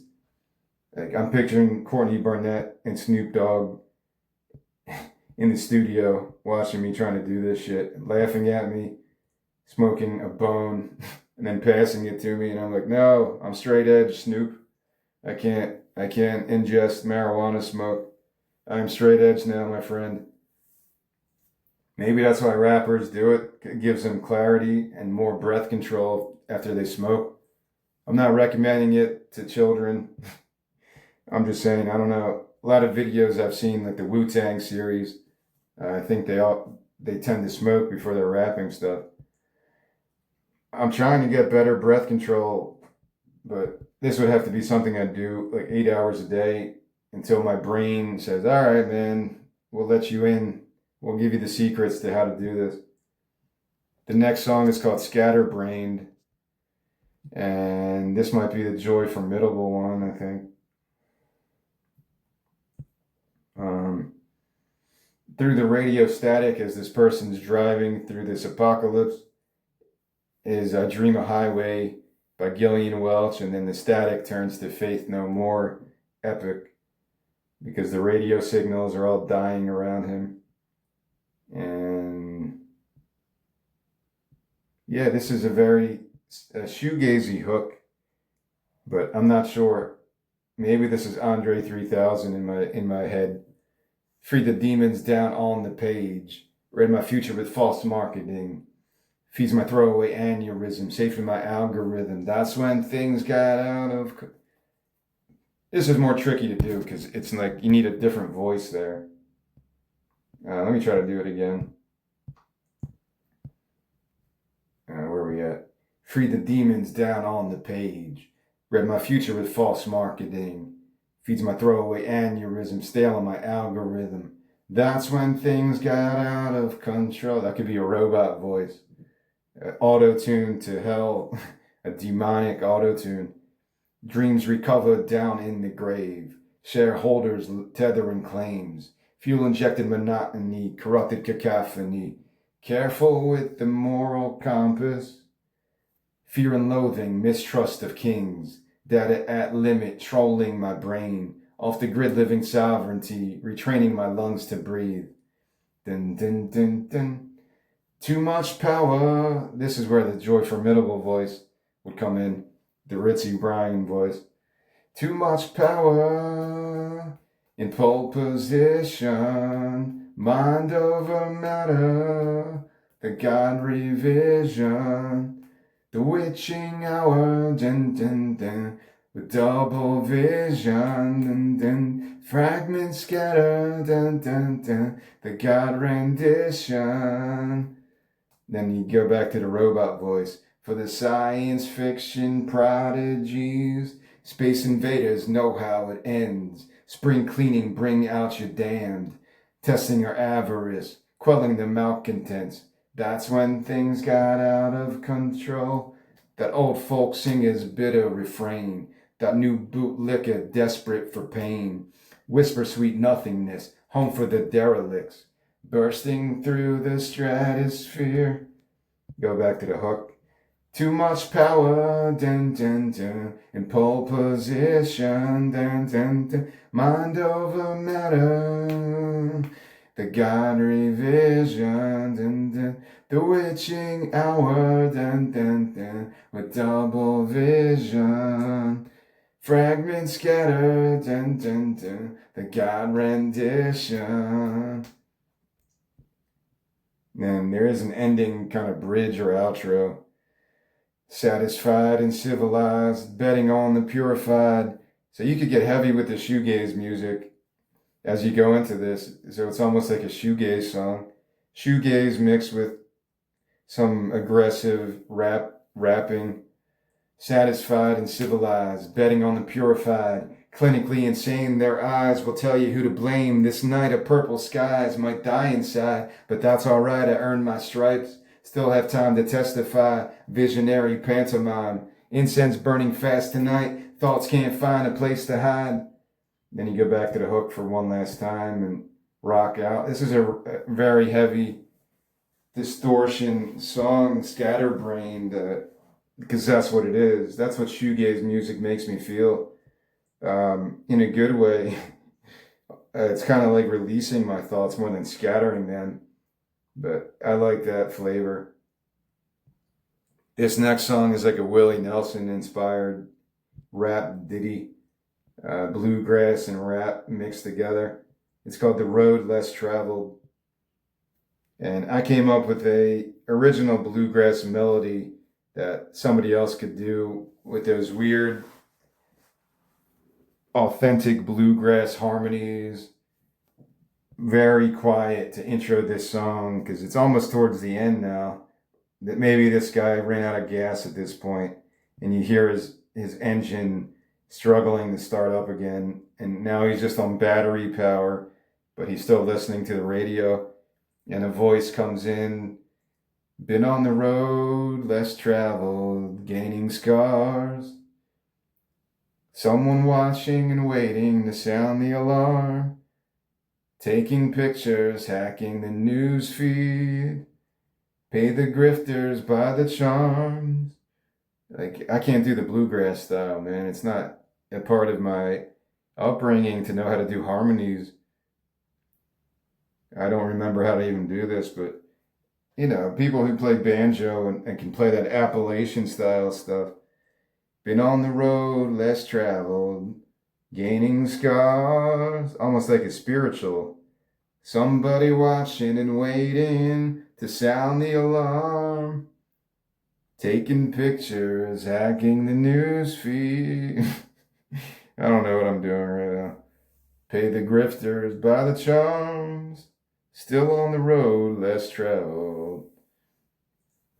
Yeah, make your melody from a bluegrass perspective there.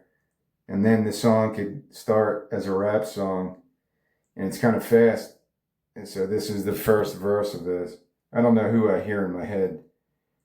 Just sit right back and you'll hear a tale of distractions, deceptions, demagogues, and despair, psychological warfare, killing with kindness, personality profiles injected and bonded. Who is watching the Watchman Summit? Dysfunctional, dystopian, payday zealots cannot differentiate the news from the pavement. Transfer your consciousness to rogue entertainment.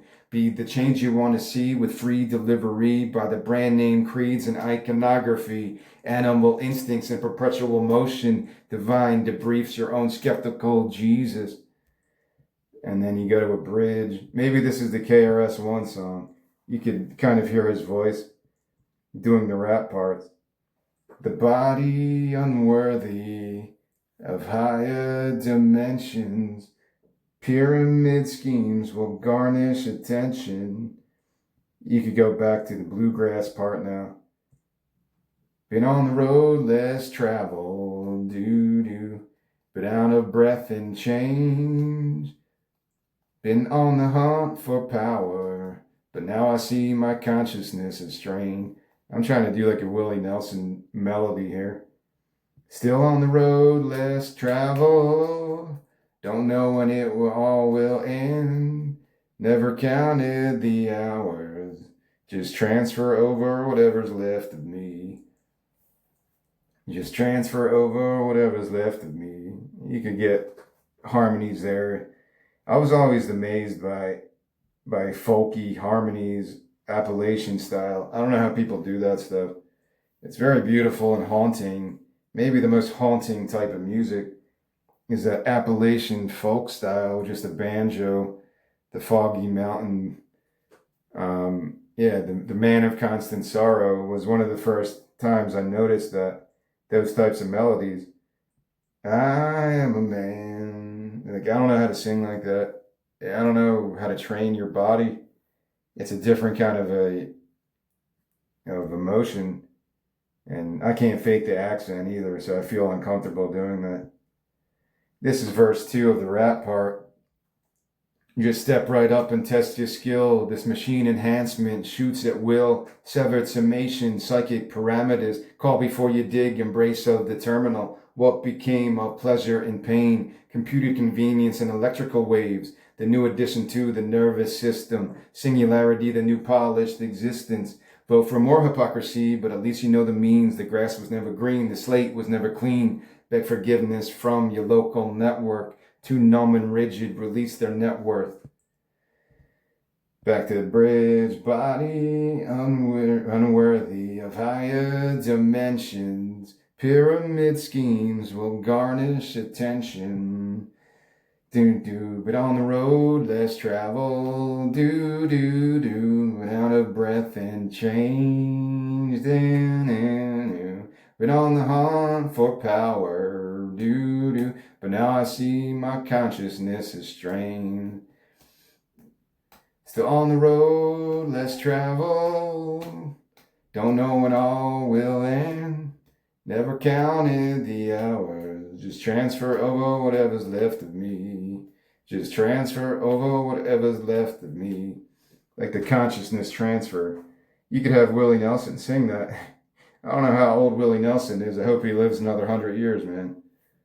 But what if somebody could transfer over a famous... I mentioned Bernie Mac the other day when I was talking about that screenplay idea. What if you could get Bernie Mac, his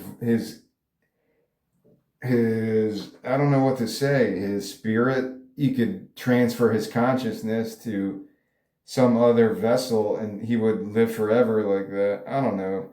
I go back to the Black Mirror stupid philosophy of consciousness transfer your consciousness to Rogue Entertainment. It was a part of my life back then, and it still is. I like that science fiction stuff. All right, let's go to Straw Man Centipedes. This is song number 11, I believe. I want to say this is 12 songs. I'm not even sure anymore. I'll have to do it after and count all these. Straw Man Centipedes. It's another kind of spiritual. Maybe this is the Lonnie Liston Smith one. It's kind of a 70s soulful intro hook. Life is stranger, better remember by heart. Time can't save you, so we're going back to the source. I don't know how to sing this anymore. I was better 4 years ago when I tried to do this. Life is stranger, better remember by heart. Time can't save you, so we're going back to the source. I forget how to sing that. I'll have to look it up on my old recordings. All right, so how does this rapping part go if I remember that? Straw man speaks of love, right and wrong, to win, lose, or draw. Wise man won't heed the call, stick to the plan, back on the lamb, frozen in an elegant stare, bury the lead, empty the feed, sojourn, parking lot cruise, keep your head down,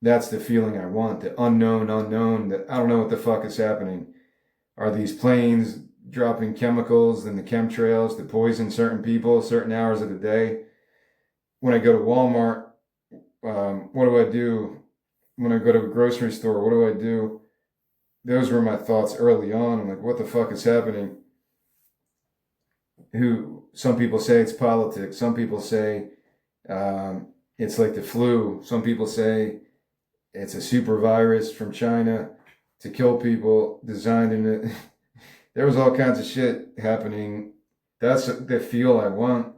That you don't know what the apocalypse is. If human beings end up killing each other off, it's probably going to be something else that we don't even know yet. Or it'll just be another flood or natural disaster, like whatever you want to say, but past events of destruction, massive scale, like the extinction events that Graham Hancock talks about, Randall Carlson on Joe Rogan. Doesn't matter. Whatever the apocalypse is in your imagination, you could go with that. So this last song is kind of maybe coming to terms with that. I lasted so and so many years in my body. Now my spirit's going to be free to get to the bottom of all this nonsense. So you don't have to look at it like a scary thing at the end. This song is called Don't Bully the Doorman. God is peace, God is love. Don't bully the doorman, kind of like the ferry operator leading you to the underworld or the afterlife. Just accept your fate on earth, in your body, and after death. Just go with the flow, because that was kind of my mentality back then. Go with the flow and try to help yourself, because that's the only thing you can control is doing good things.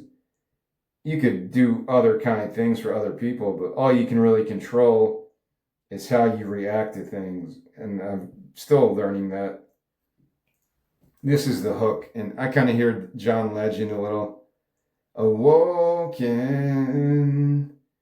don't bully the doorman, don't rush the trip the world sings. We all just pass through here, always confuse things.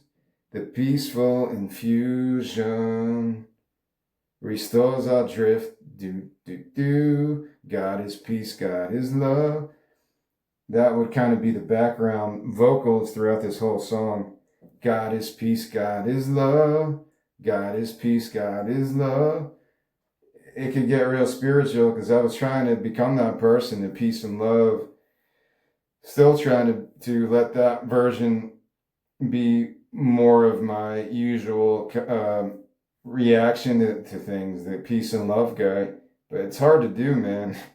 It's not easy to turn the other cheek and just let people fuck with your life. I'm not promoting violence or vengeance.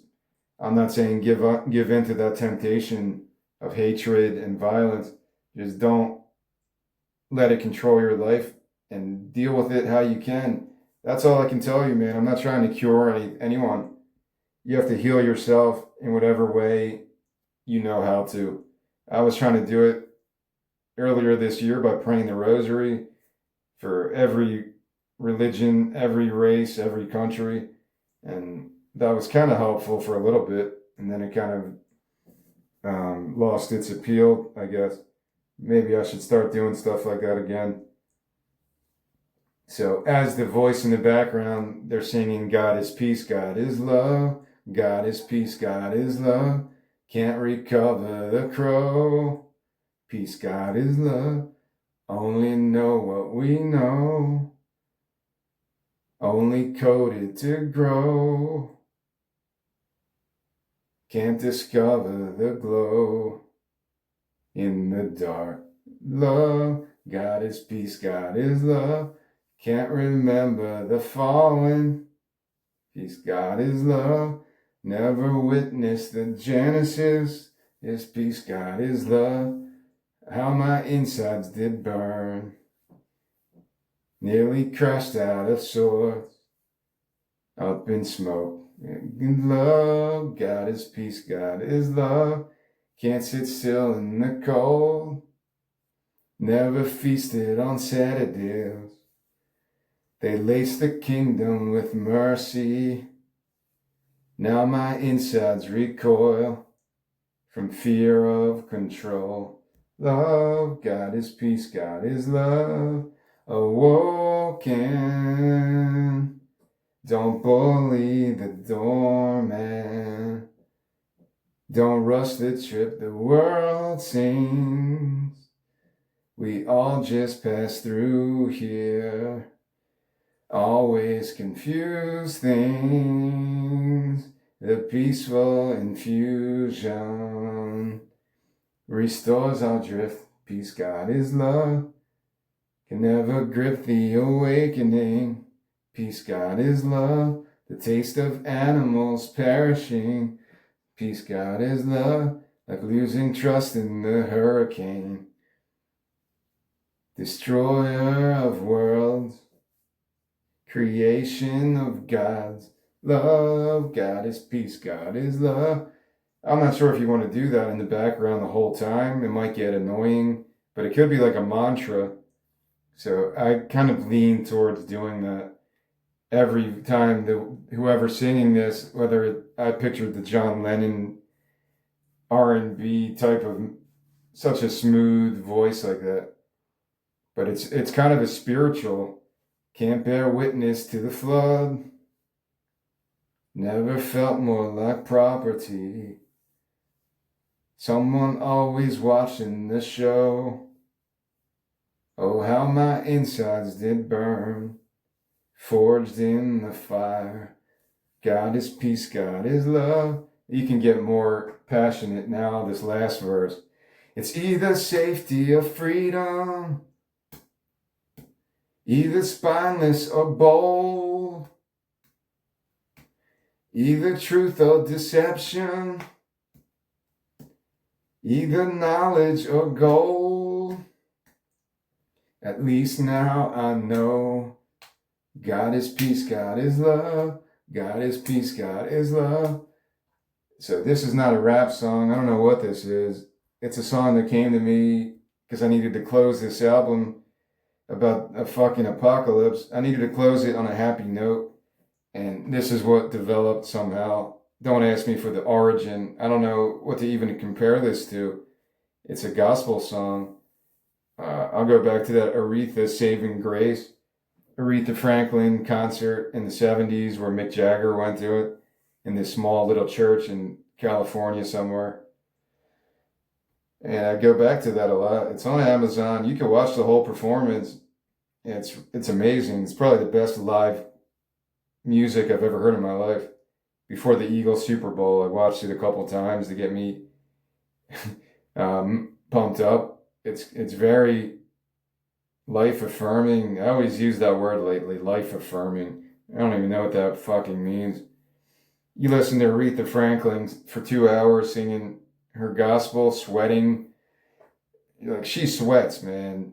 It's crazy how passionate her voice gets. I don't know her poppy stuff that well. I'd much rather listen to her gospel renditions because I know that it's so powerful.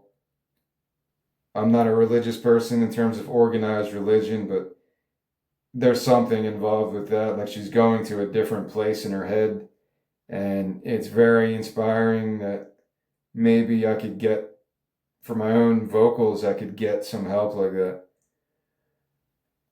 from whatever spiritual connection that she's communing with. It's like an obvious thing, like she's disappearing as she's singing, like she's going somewhere else from the physical universe, inside of her body, inside of her mind. Something is happening. Like, I'm not, you know how cynical I am if you've listened to me talk a lot. I'm cynical about religion. I'll make stupid jokes and say, I don't know if the world's better off with or without it. What would the world look like if these organized religions never developed? Christianity, Islam, Judaism, Buddhism, Hinduism. You could throw in atheism. Atheism is a form of organized religion, just the God without a God concept, but it's still a method of groupthink. So where would the world be with a humanist approach, where every country is not really out to get somebody else. Oh, the same conflicts that every generation has to be burdened by. That stuff, would it be worse? Would it be better with or without religion? Of course, I can't answer that because I don't know. I grew up Catholic. I don't go to church. I haven't been in a church in like 2 decades, so I don't know what it would be like. But I still want to do volunteer work. I was doing volunteer work for like my parents' Catholic church for a couple of weeks at least. It was like the St. Vincent de Paul Society.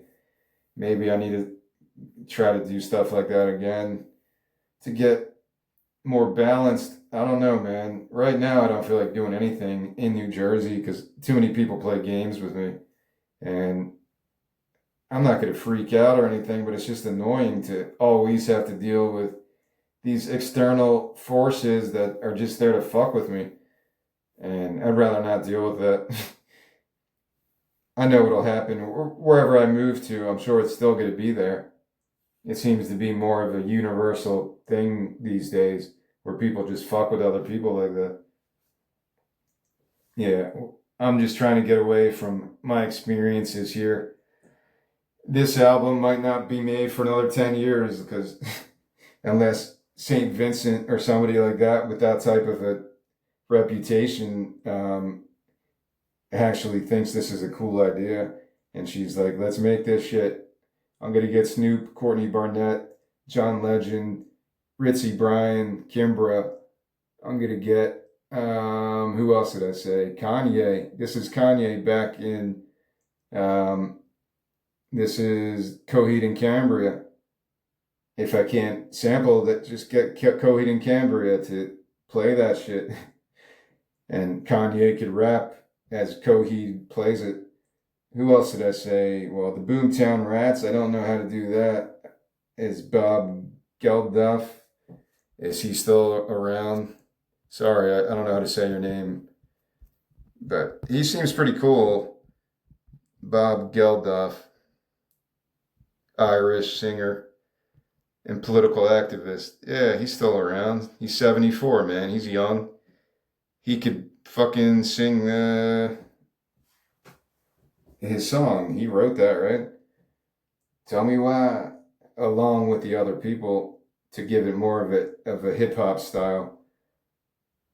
Yeah, he's got a cool name, Robert Frederick Zenon Geldof. Geldof. Like Gandalf. Television producer and entrepreneur. He was a lead singer of Boomtown Rats and like that new wave post-punk stuff. Who else? There's other people. Lonnie Liston Smith. I don't know if he's still around. And just like the musicians, like I'll go back. I mentioned Kimbra because she has videos of how she produced her album years ago, like a long time ago, The Golden Echo, which I think is like the best pop album ever. The Golden Echo is my favorite pop album. I didn't know it until a few years ago, but every song is produced perfectly. And she has these videos online, like with Thundercat and other people she invited. And I think her philosophy was to just have these other musicians produce stuff. 2014. Yeah. So it's an amazing album. If you only know Kimber from that one song and with Gautier, then go check The Golden Echo, because that's all I knew. Maybe 2021 or two. Some reason I got connected to her Substack page, and then it grew from there. I started listening to her albums, and they really got me. The Golden Echo is the best one that connected with me right away because the production's amazing. So I'm not anti-pop at all. I like pop music.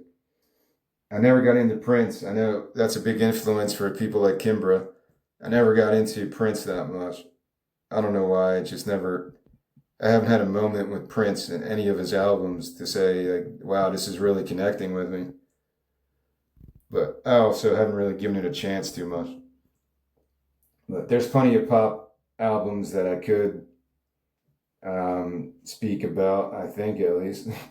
Maybe more of the 80s stuff. Like I like the old Madonna songs.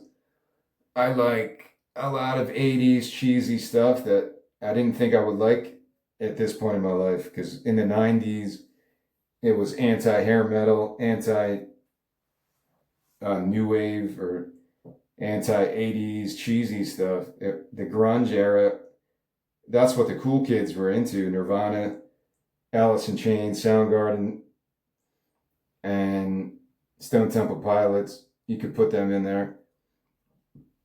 All the cool kids were into grunge. So if you wanted to be cool, you weren't going to listen to old Madonna stuff. In my suburban environment, and then it became pop punk with Offspring and Green Day, and that's all good. I still like that stuff. But today I find myself trying to be as expansive as possible in all these different genres, because I do can appreciate a good pop album. I mentioned the Miley Cyrus. I never thought I would like a Miley Cyrus album, but I really did like it. Have to listen to it again. The one from a few years back. Miley Cyrus. Because I did connect with it. I think it was kind of 80s type of experience.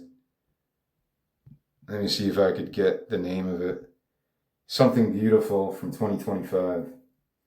Yeah, it's a good album. I don't know anything else by her besides like The Party in the USA, because that was all over the fucking place. Something Beautiful by Miley Cyrus, released on May 30th, 2025 by Columbia. And it had a musical film. All right, I got to check this out. A visual album with existential themes. Cyrus was executive producer with Sean Everett. This is from Wikipedia. Collaborated with Molly Rankin, Alec O'Hanley of Always, and other people. A lot of other people, actually. The War on Drugs. I like The War on Drugs. Brittany Howard, I love her. So yeah, she did some crazy crazy collaborations here. A deluxe edition was released, including Fleetwood Mac and David Byrne. So yeah, she's doing everything I'm dreaming about, working with all these people. Gonna have to listen to this again because it was really good. Yeah, it was connected to Pink Floyd, The Wall. I need to go. I didn't know there was a visual side to this, so I'll have to see what that was all about. But I don't know anything else. But this one was a different level of artistry. Somebody, maybe it was Fantano, or somebody on YouTube was like, "This is Miley Cyrus's best effort as an artist," and I was like, "All right, well, I'm keeping an open mind. This isn't going to be Hannah Montana, Hannah Montana stuff." And it was good. I really liked it. So I'm not against that. I'm not super cynical, dude. If you're just new to me with this talk, if you never heard me do anything else, I can get down with almost any kind of music. I want to be the Peace and Love Lonnie Liston Smith guy. I want to be that guy who can sit in a. If you go on YouTube and look up Andre 3000, his ambient album, if it's still there, it's over maybe an hour or 2 hours of him just doing yoga stuff. Like on the floor, he's doing like these stretches as the music plays. I want to be able to have a body control, because singing is a physical type of an experience. You have to be physically fit to have the stamina to do that shit. So I'm going to work on that. But for an album like this, I would ruin it with my voice. Maybe I could have some background stuff where you don't even notice my voice in the background. Like sometimes Tarantino will be in his own movies with sometimes bigger roles, like Dusk Till Dawn. I think he's in that a lot. Sometimes he's only in it for a limited moment. But I would say for an album like this, I want the professionals to make it their own. But I'm not just joking about that. I think Snoop Dogg and Courtney Barnett, for some reason, they would make an album to go down in history as some crazy collaborative effort with these two like mellow, chill voices. I don't know why that comes in my head. Why I was so excited to share that dream that in a couple of years I could buy an album with Courtney Barnett and Snoop Dogg, and it'll be the coolest thing ever. I think artists need to do that more often. Just and it's hard to do. It's hard to write an album on your own. And then you want to collaborate with a complete stranger with a different genre, different style. What if you don't get along with that person? What if the egos don't go together and you end up as this big failed bad experience that leaves a bad taste in your mouth for future efforts of collaboration? You got to put that shit aside though and just, we're lucky enough to make music. Let's make some cool shit and share it with the world. Hopefully it puts out some positive vibes. And I think those two people would be on that wavelength. Courtney Barnett and Snoop Dogg and St. Vincent, if she wanted to handle a project like this. She would be like the captain of the ship and just kind of create this weird world of this dude driving through the apocalypse, and you would have to have the radio static to intro each song if you can get the rights to do it like that. And then at different points, maybe there's more. I think later I might have added some other parts of like political talking heads on the radio. There might be some skits like on the Chronic, how they do that. A lot of rap albums have those short little 30-second to a minute skits. Maybe that type of thing could work from the radio. But I'm not sure what I'm really going for overall. Besides the style of this album should be formed, even The Weeknd, because I mentioned them, maybe there could be some collaborations there. Whoever worked on that album, the Dawn FM, I thought that was really brilliant. So I can get down with pop, man. I'm not just this punk rocker, hard edge dude. I need real ballsy music. I can get down with very laid back spiritual jazz. Maybe there's a bit of that in the last song, if it's a John Legend type of style. I think he did a song with the Roots I really like. Maybe wake up everybody. So there's a lot of possibilities here. I just think that's cool. I think collaborations have been a big part of music over the last few years, whether people on each other's tracks and stuff like that. And I want to be a part of that. Not as a performer. I can't make this album. If I'm out in my home studio and I'm done with all the albums I could make, I still want to be able to do this. It's too outside my scope. It's like asking Bruce Springsteen to do a gangster rap album. I can't perform this type of stuff believably or pleasurably. I could practice and practice, but I'm never going to be St. Vincent. I'm never going to be Snoop or Courtney Barnett or John Legend. They're a different type of animal in terms of musician talent. But recently, maybe Snoop's in my brain right now because I was watching old YouTube videos of Rock and Jock. Remember MTV did Rock and Jock softball, Rock and Jock basketball, the Bricklayers, or something like that.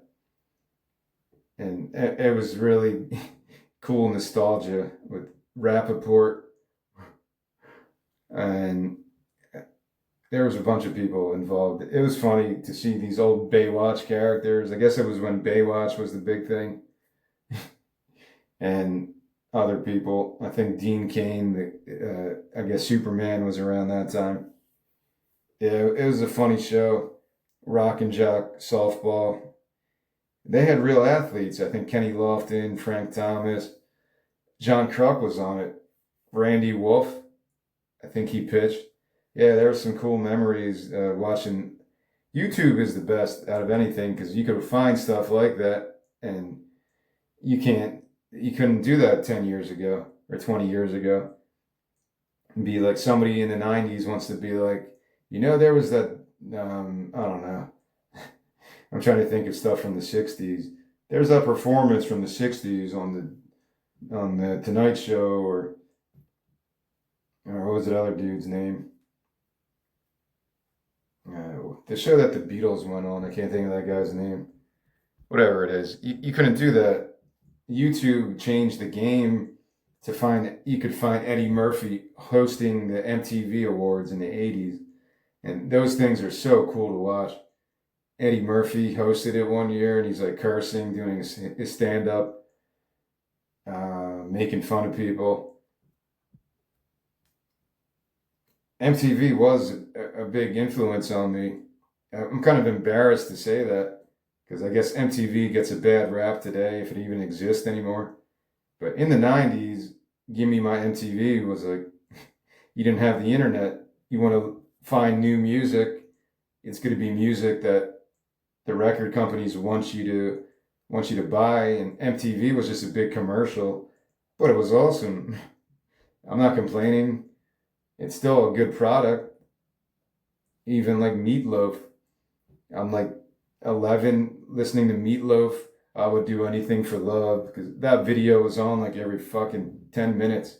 I will do anything for love, but I won't do that. No, I won't do butt sex. I always thought I was about butt sex. Well, I'm lying. I think that now. What's he talking about?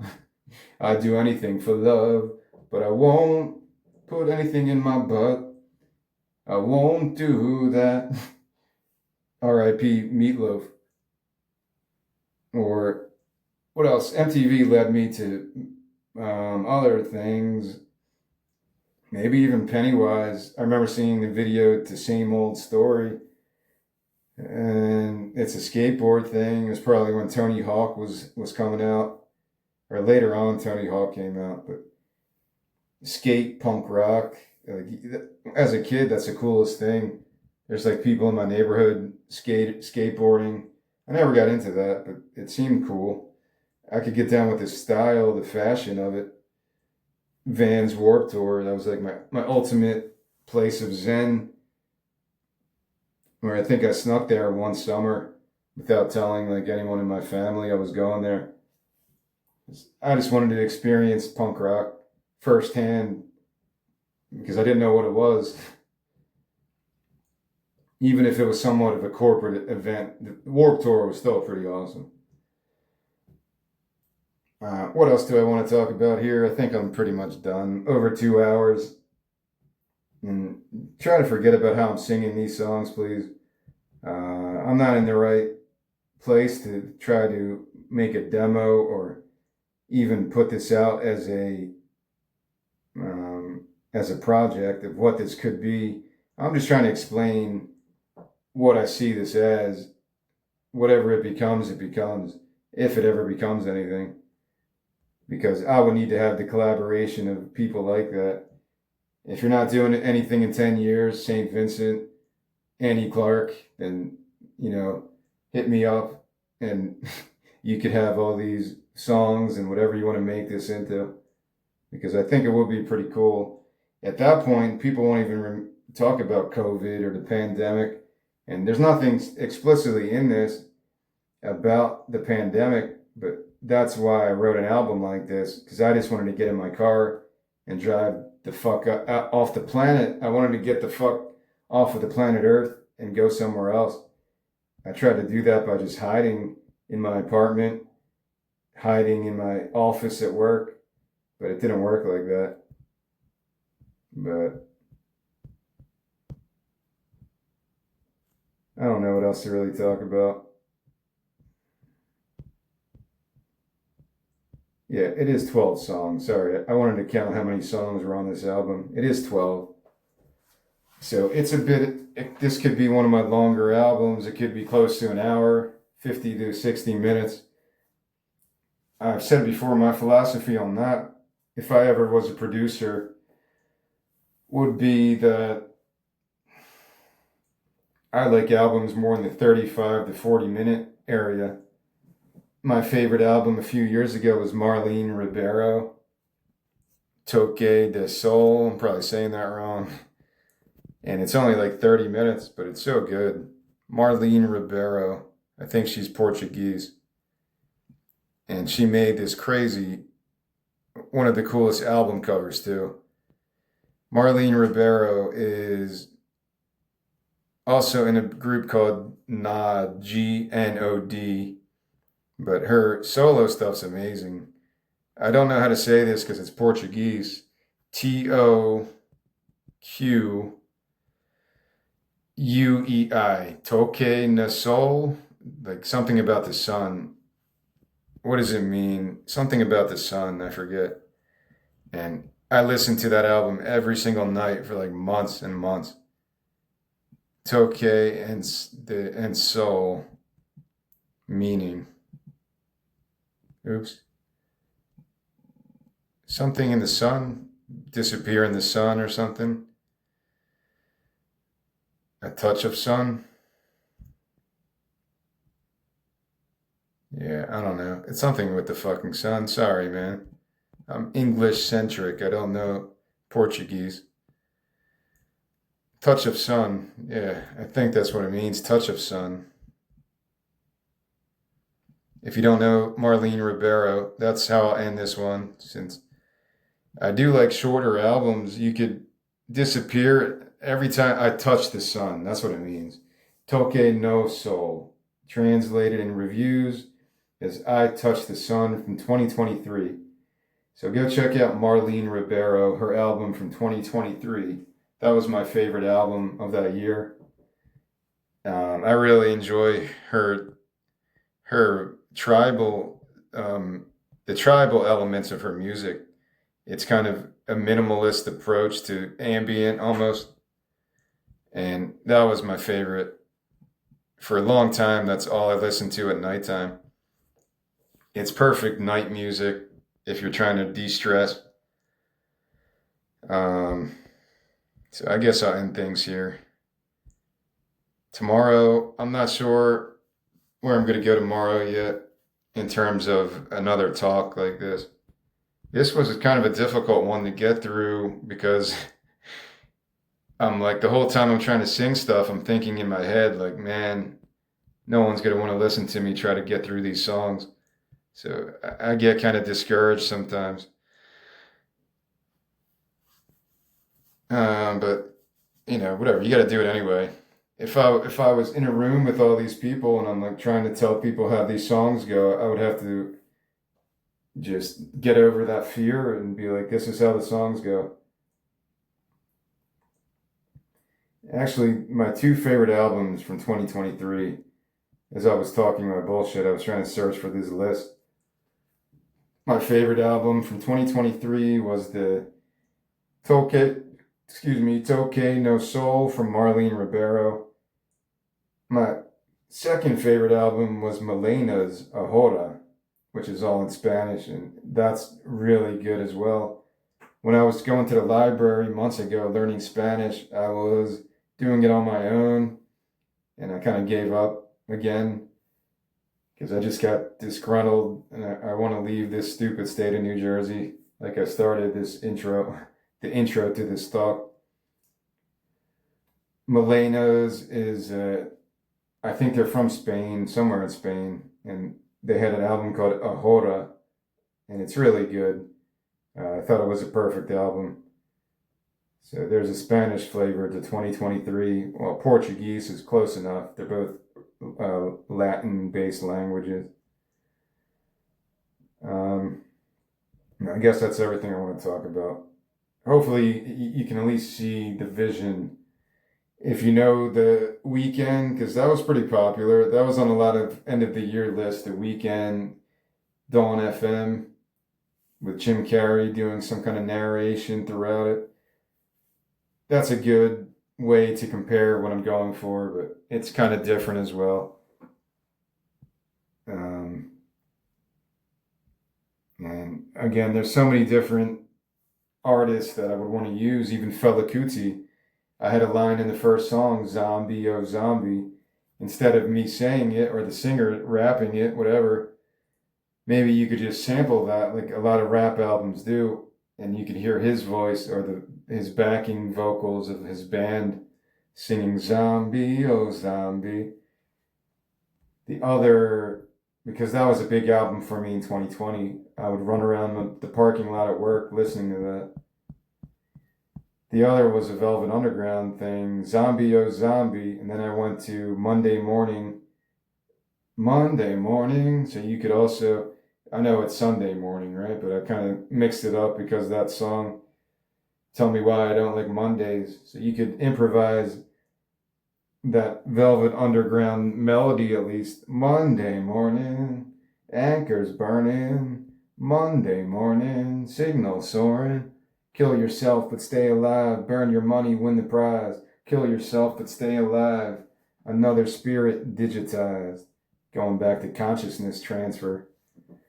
There's a lot of Black Mirror in influence on my songs and screenwriting. I just have to, I have to put that out there. Black Mirror is a huge influence on my life. Not in terms of my own personal philosophy, just the imagination that it gives me. A show like Rick and Morty, same thing. It opens up different levels of imagination that I never thought of before. Because even string theory, I didn't know until I was in my 30s. Parallel universes. I love Natasha Lyonne. She had that show on Netflix, Russian Doll. That's the reason I went back on Netflix a couple of years ago, was Natasha Lyonne, Russian Doll. Because that show was really blowing my mind the first time I saw it. I wanted to watch it again because there's so many things in the media about in popular culture about parallel universes and multiple timelines, and that's what that show kind of represents. She has to live like a Groundhog Day experience if you ever saw that. These shows, I'm not saying I believe in these things. I don't know how the universe works, how consciousness transfer works. Who even came up with that idea? Was it something from some science fiction short story in the 20s? I don't know this shit, but it's interesting nonetheless whenever you learn about these things. Just like as a 5-year-old kid, I'm learning about the devil and the Catholic mythology, the Catholic philosophy. You don't know anything else. That's your truth. Your parents are telling you this, the nuns are telling you this, the priest, your friends all believe the same thing. But then you get older and you eat from that tree of knowledge and it kind of expands. Some people will be fundamental. Everyone approaches it differently when they reach that point of life where they don't know what the answers are, the unknown unknowns, as Donald Rumsfeld would say. The unknown unknowns. And if Donald Rumsfeld is listening to this, is he still around? Let's get him on this album. Is Donald Rumsfeld still around? That crazy neocon guy. Donald Rumsfeld. Rest in peace. He died in 2021, June 29th. Teos, New Mexico. I actually thought about moving around there. New Mexico is the place I want to go. Yeah.